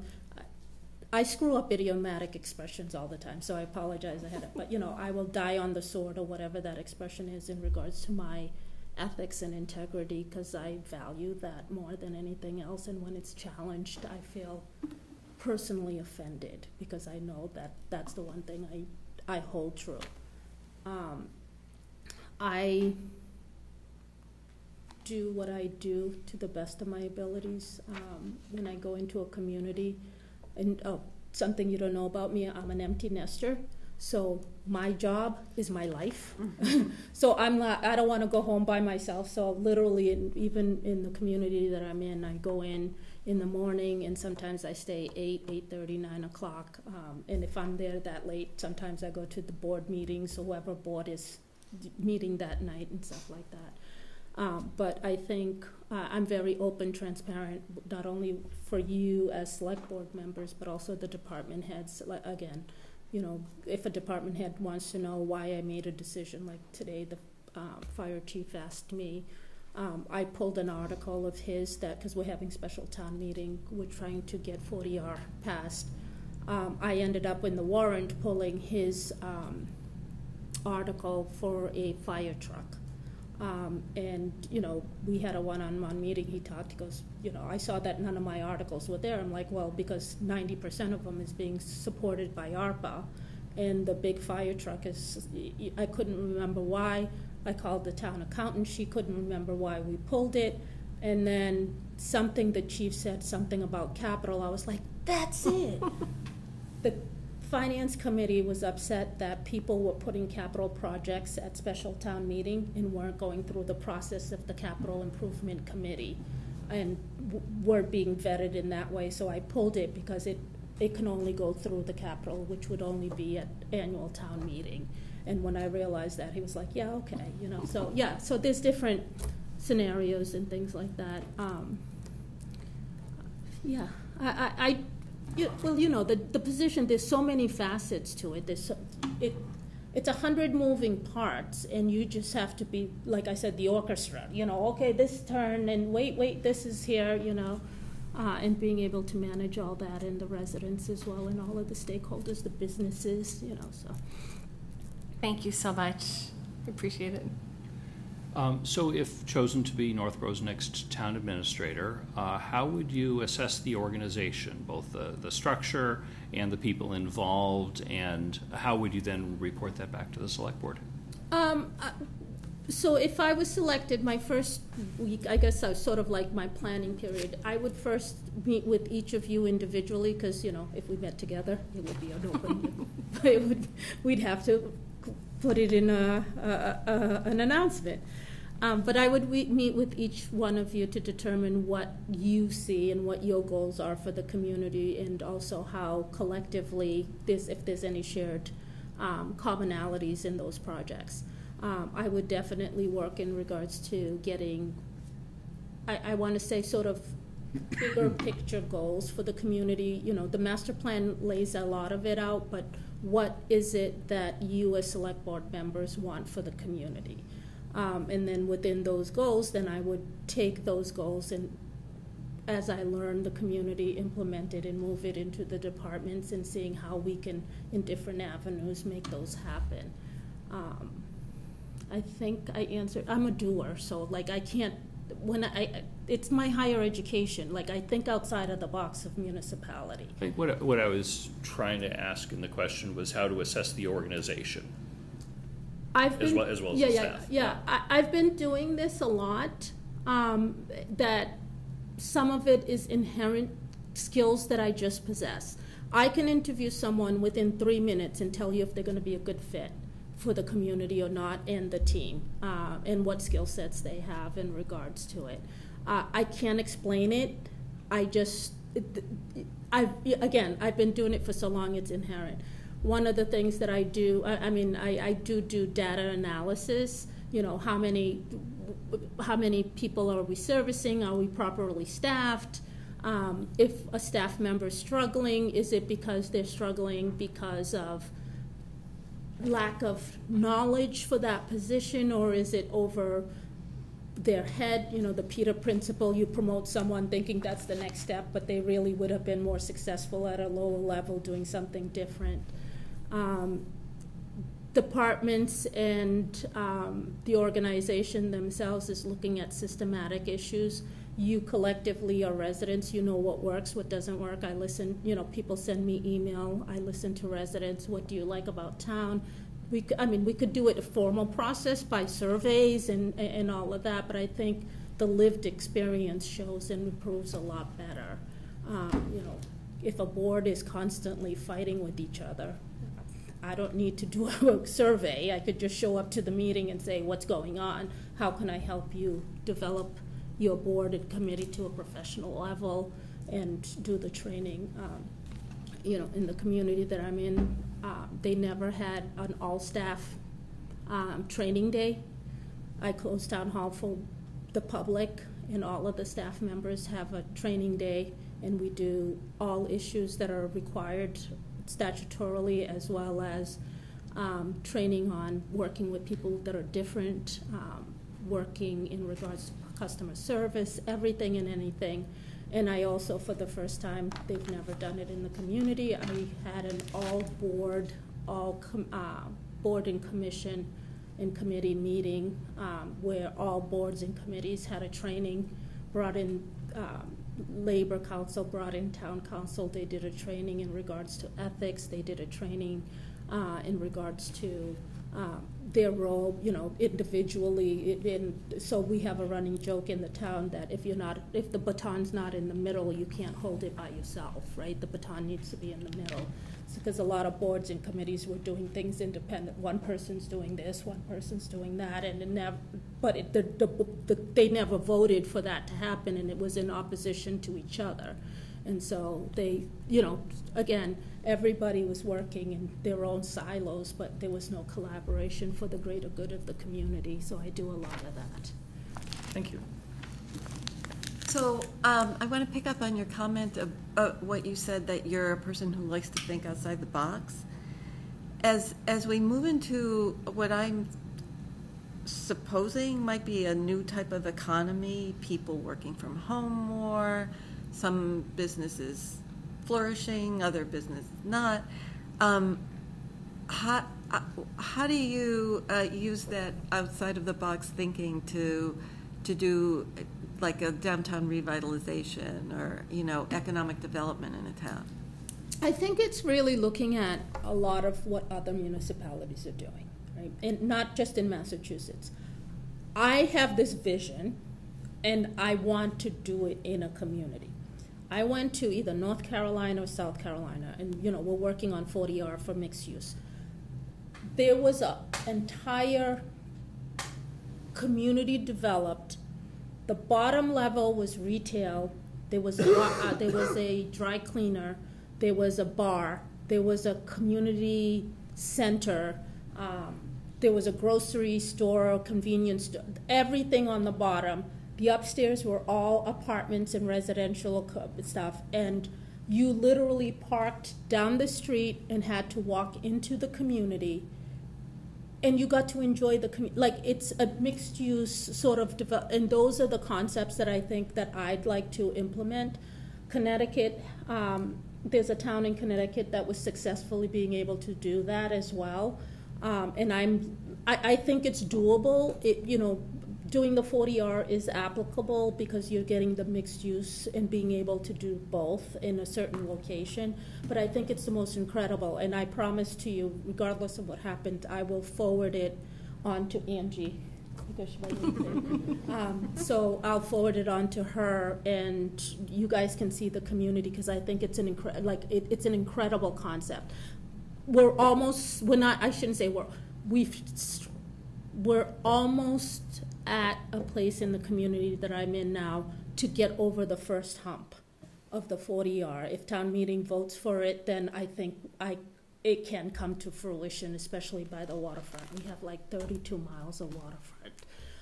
My goal for the community, and there's some resistance in regards to it, but it's really to do, like, I want to have like restaurants and sort of like places that people can go and hang out on the waterfront, and it's a working waterfront.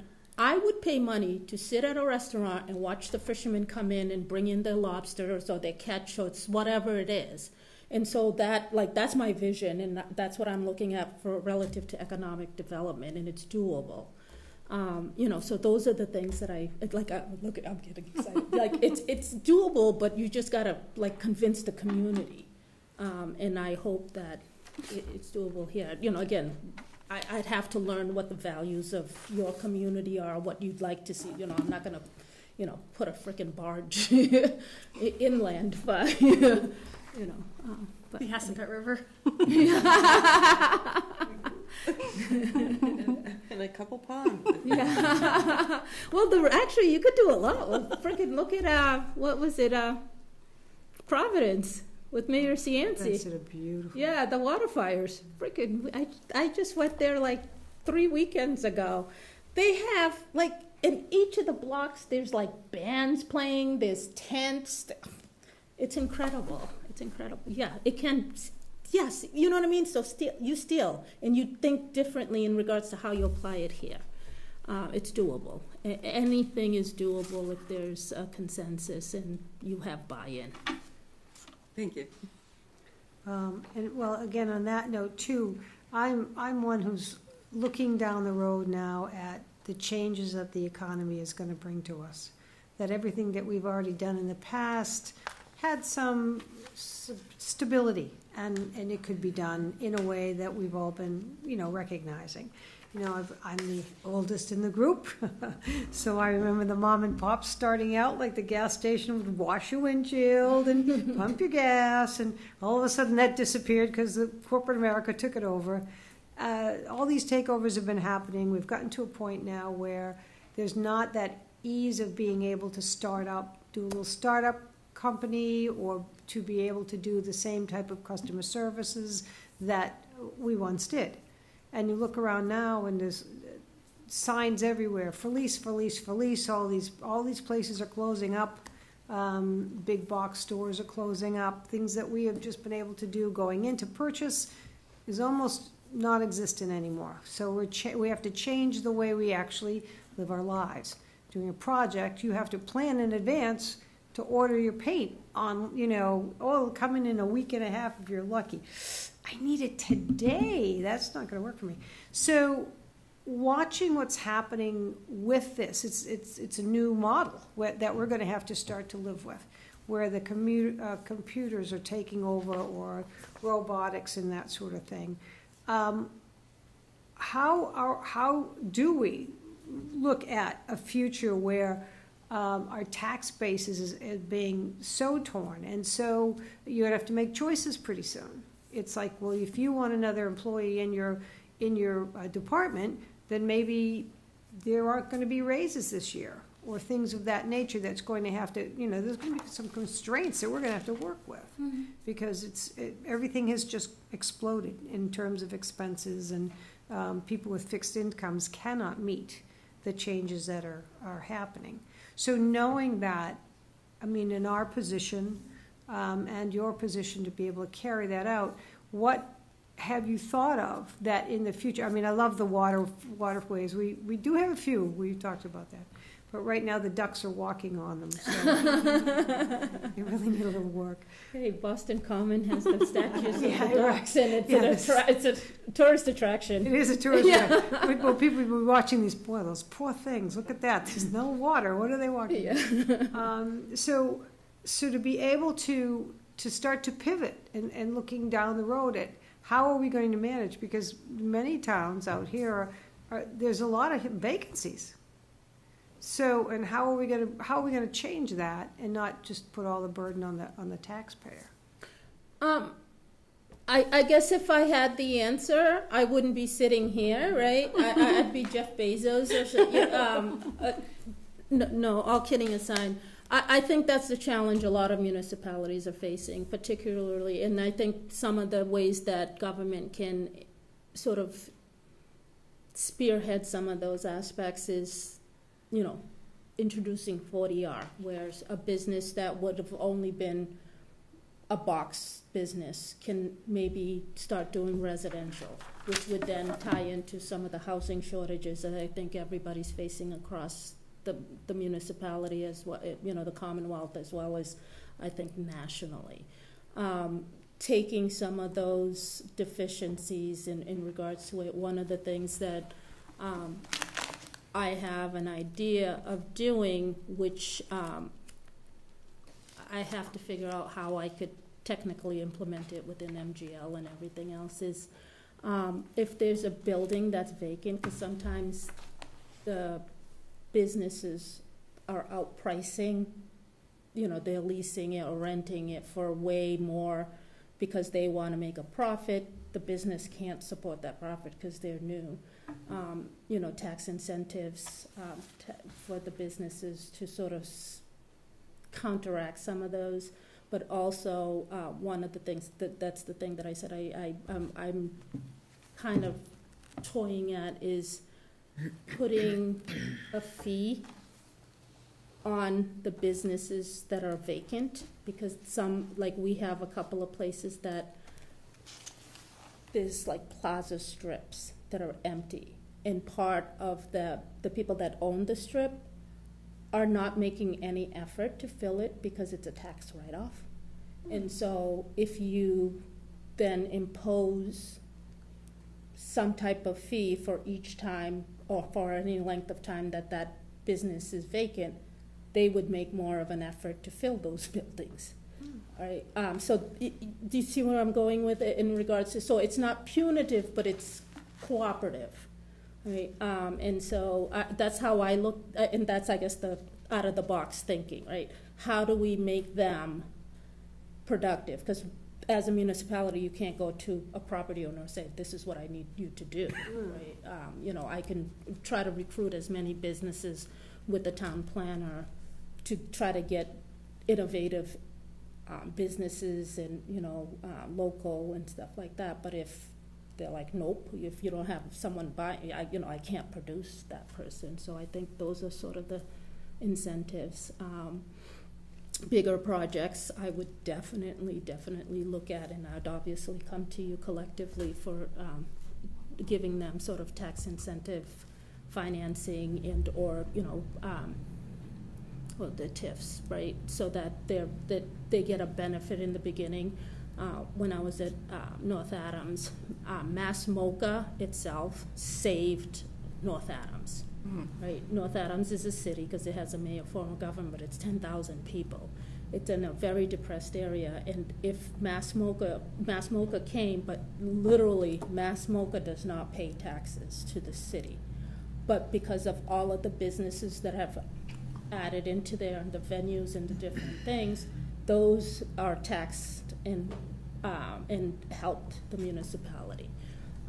When I was there, I was trying to find a way not out of the contract, but to amend the contract that if they made a certain amount of profit, then the city would get a certain kickback, because otherwise, things like that. Okay, thank you. like most towns, right, Northborough, a significant portion of our budget is the school system. So can you describe, how you've partnered, how you've worked with successes, maybe not successes, with school committees, superintendents, managing the schools, managing the properties?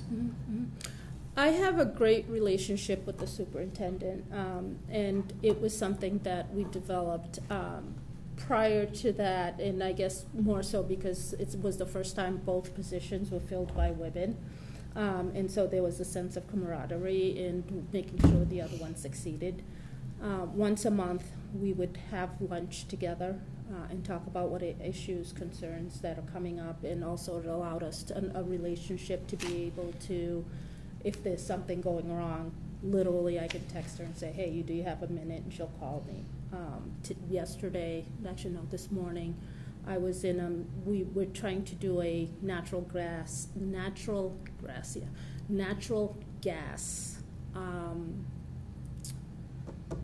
collaboration, where we pool all of the natural gases and do almost like a municipal aggregate, but for natural gas. Okay. But only on the municipal side, not the resident side. And we had the contract, but the school were the only ones involved in it. They didn't want to sign the contract to continue because they had, they don't know what we were doing. We called each other, we had a meeting with the group, we talked about it, we're like, well, incorporate the entire community, do out the cost assessment, because I think we're going to save money. If it was not just the school, but the municipality, DPW, the water treatment plant, the sewer treatment plant all use natural gas. And so if we put all of those resources together, I'm thinking it'll save the town money, because gas typically, I think, is at 11 cents, but if we pool it together and go into a co-op, it'll probably be anywhere between 7 or 6 cents. And then, the savings is incredible, and it's fixed rates. We have an IT, the town pays for the IT department, but the IT is supported by the school. When she and I, when we're having concerns, she and I agreed. I was like, look, when it's testing season, just say, send me a text, it's testing season, or have the IT director tell me it's testing season. And I send out a note to everybody at town hall, testing season, unless it's an emergency, don't bother IT. So we do have that collaboration. I had put her on this committee and it's also school committee. I put them on the selection, the advisory board for the budget.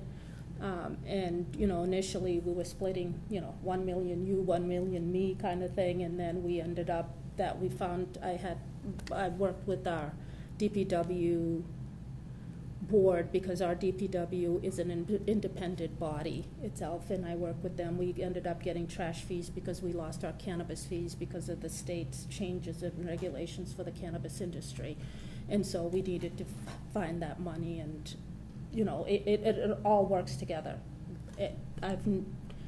We've had our disagreements, but we're always looking for solutions. All right. Thank you. Laura? Thank you. So Northborough, like many other municipalities, has some really expensive projects coming up. We've got some big building projects. Do you have any creative solutions for how we can, there's going to be a big tax impact on our residents. Any thoughts on how we can save money on taxes? For municipal buildings? It's tough. I guess it's more the financial planning piece. We've got a lot of people on fixed incomes. Yeah. I guess in financial planning, what I would do is probably a forecasting and also looking at, where are we going? Using the master plan as well, and what are the goals? At the, whatever you get for free cash, creating stabilization funds so you consistently add to it, and then at some point it'll be big enough to do whatever you want, or at least significant enough to be able to not make a big impact in regards to paying back the debt.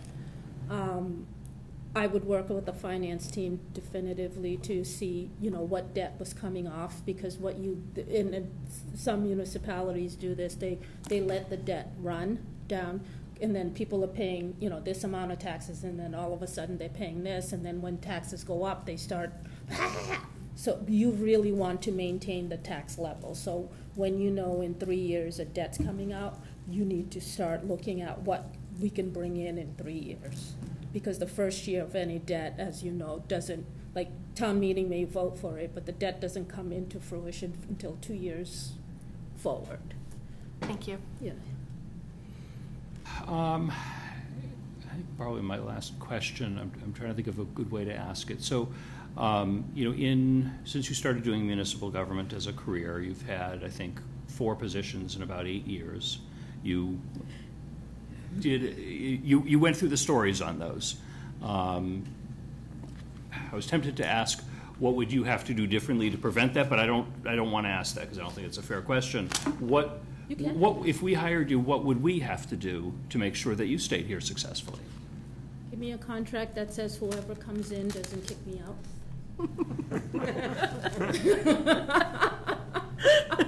Okay. No. Yeah. I want to sit in a community and be old, right? I have no kids in the house. You have me like 200% of the time. Take advantage of it. I'm telling. I've problem solved. I can't sit still. I am constantly doing things. I hope to communicate with all of you collectively to be able to sort of, keep you updated. If not, like I said, the one-on-one meetings, you tell me how you like to be communicated. You'll tell me, I'd rather have a text, I'd rather have an email, whatever it is. But I think for me, definitively is, I really, I don't know, I'm always self-reflective, right?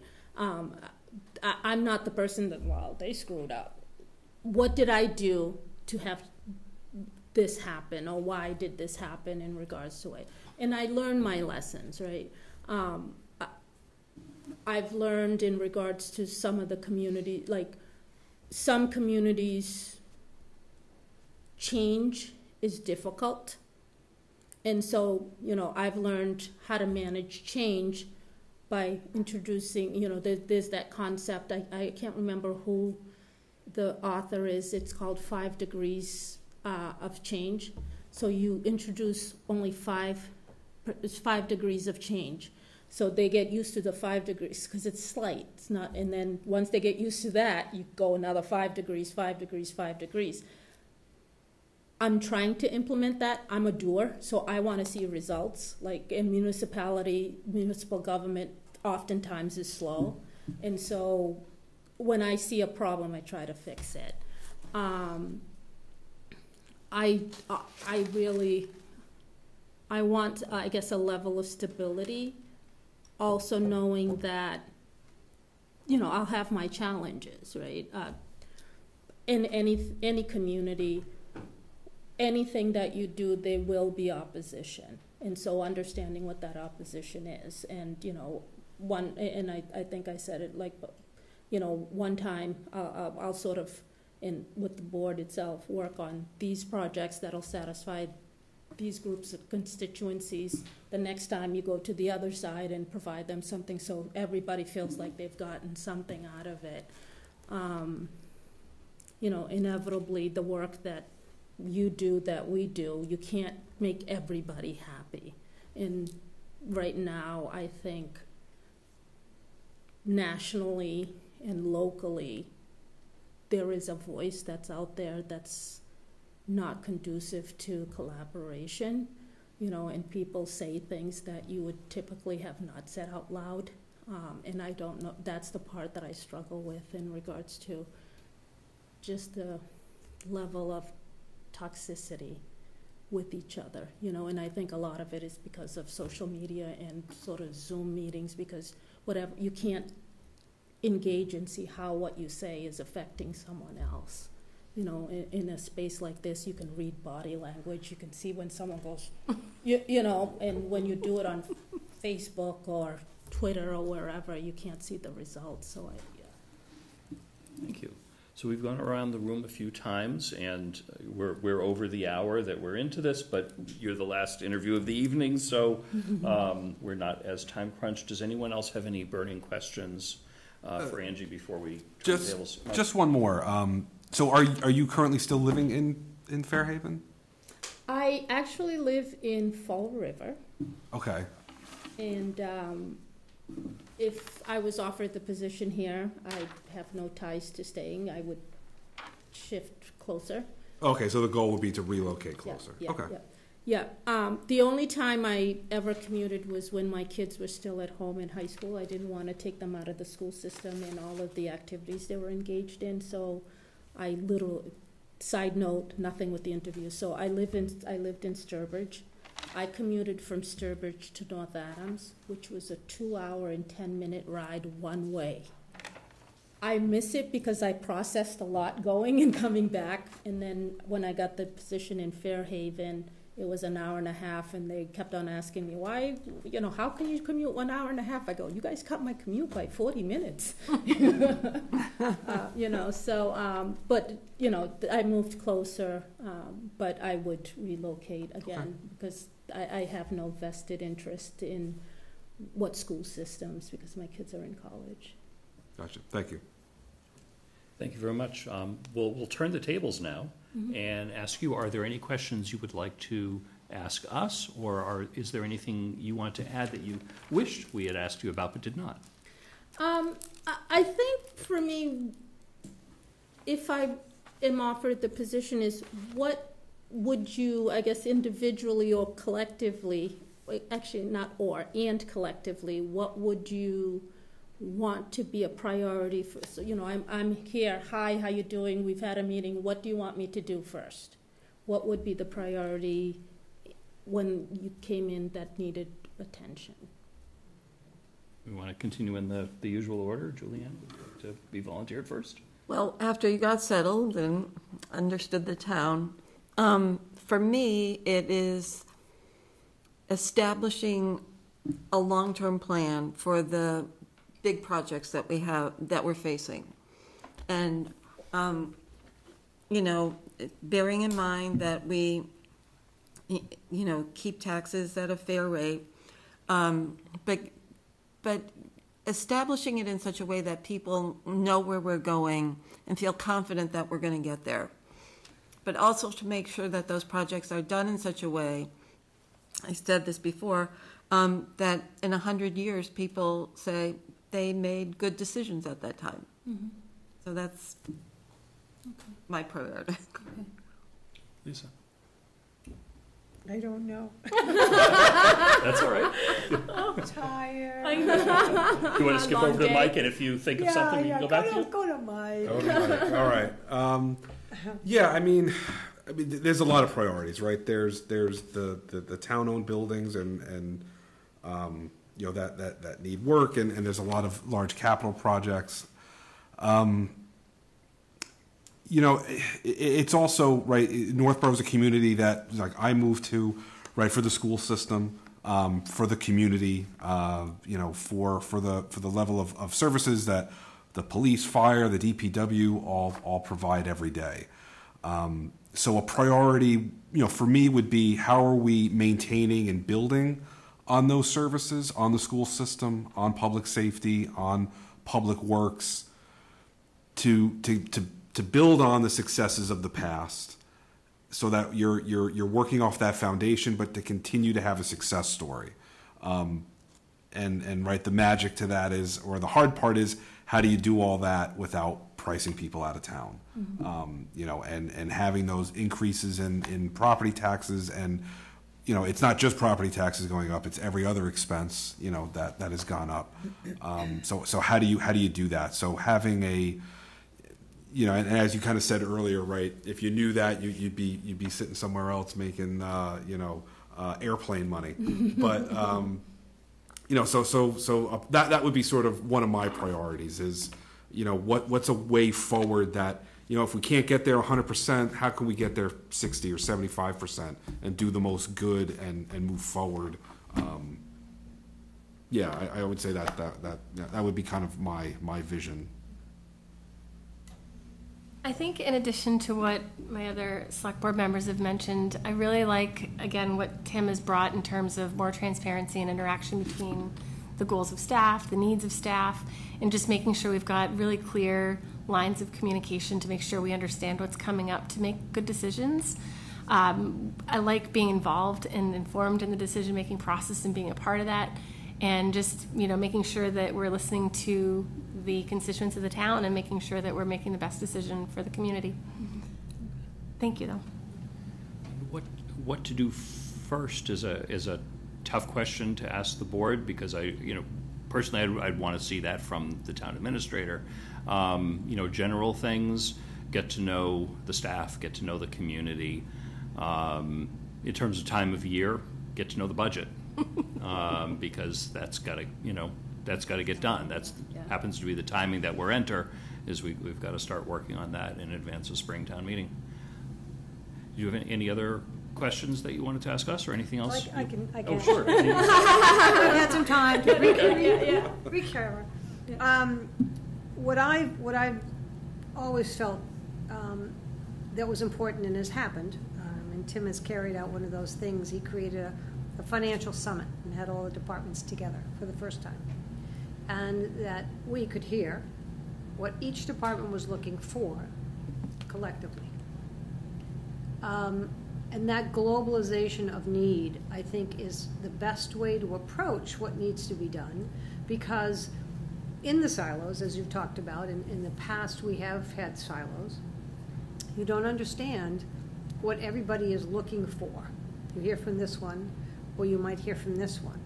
And then the other one that's quiet, you don't even realize what's going on. So to me, this was a great way of starting our new approach to look at things of value and value added, and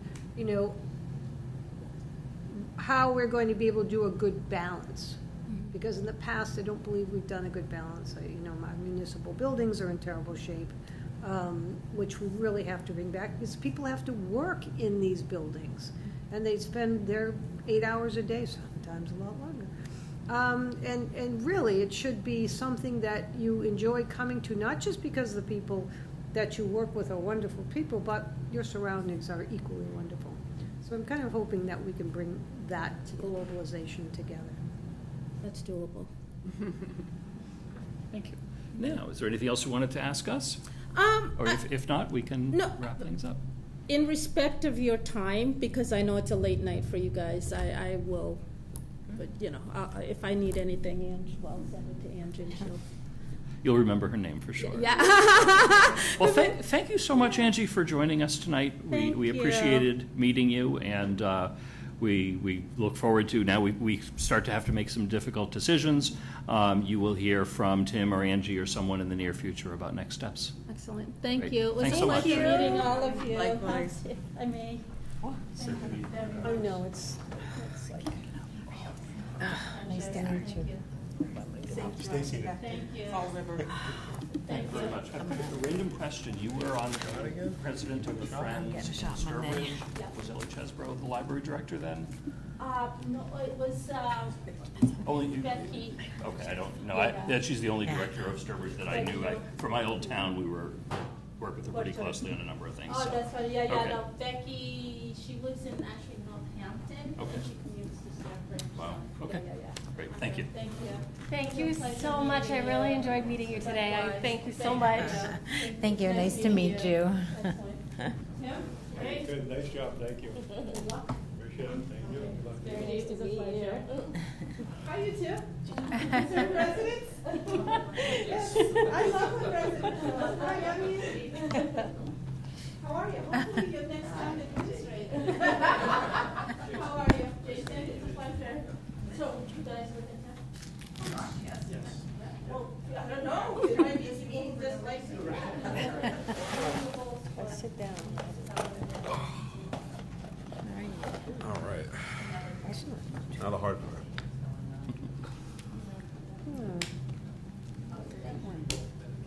frozen? I know. Yeah, I know, I'm starting to Yeah. feel like, Yeah, it gets warm if it's not cooling, but when it's cooling, it's too cold. Cooling. It's really cooling. Needs a Goldilocks setting. We That's need a like, Goldilocks. what's Yes, the it heating, does. they call radiant flooring, something like Ooh. that. How about just heated seats, like cars? you can actually get those, right? You just lay them right on you. Do have some ARPA money left, just saying.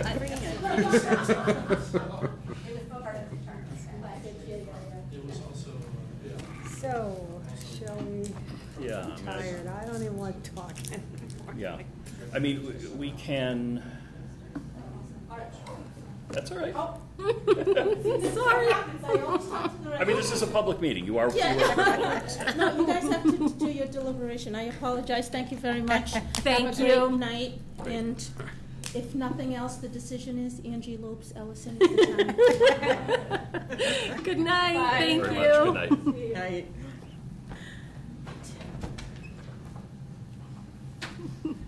All right, so, process-wise, as we know, we could just table everything till Monday and not talk at all. I think, Tim, your request was, if we can, narrow it down to a couple so you could invite them in to meet staff in advance of Monday night, and maybe perhaps we could then, make a decision down to one then. So That would be that's awesome, but no, Yeah. no problem. I'll make Right. it work no matter what. Right. So I just wanted to open up to the board and see what we wanted to do. If anyone has any thoughts? Well, I don't think I'm ready to do the, meeting the staff yet, personally, from the 5 that we've talked to. I want to think about it, I'm just not,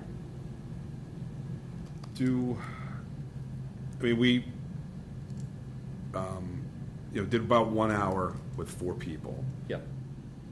Is there any thought or appetite about a second round of interviews before people meet staff? So with the same people? Well, maybe whittle down. So say We down can. to, I think say if do 2.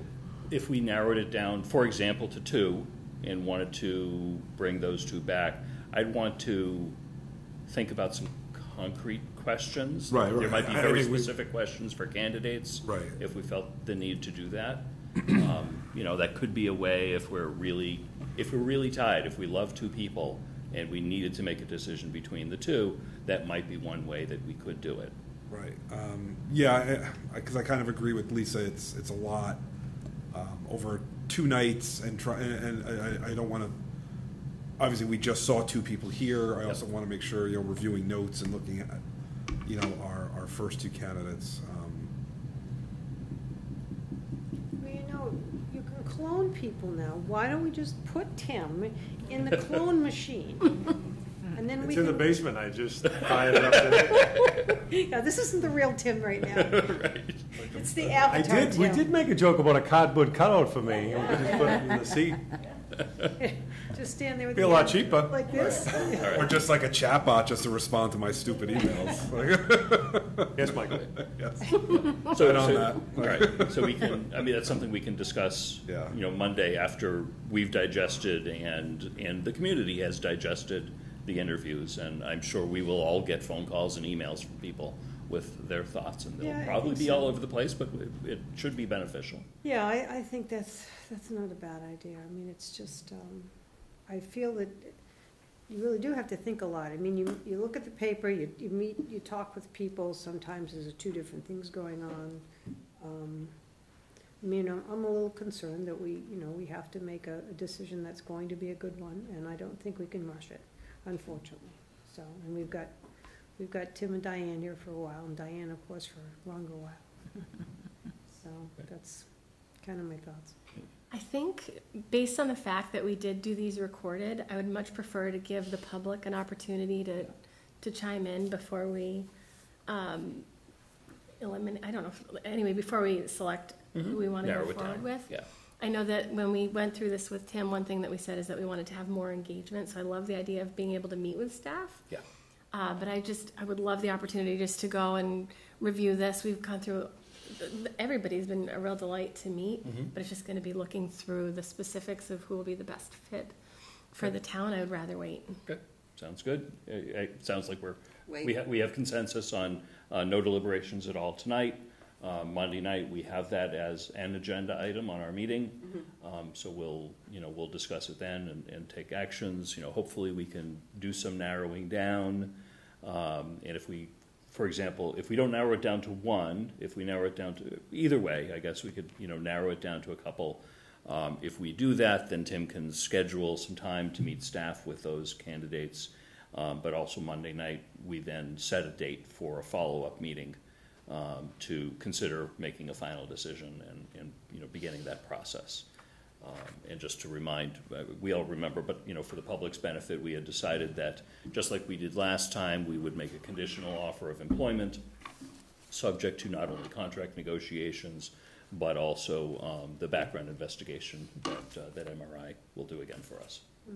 Julianne? What time are we starting on Monday? We set that for, because we don't have. I think any- it's 7. We started at 7. No executive session. I Okay, think it's right.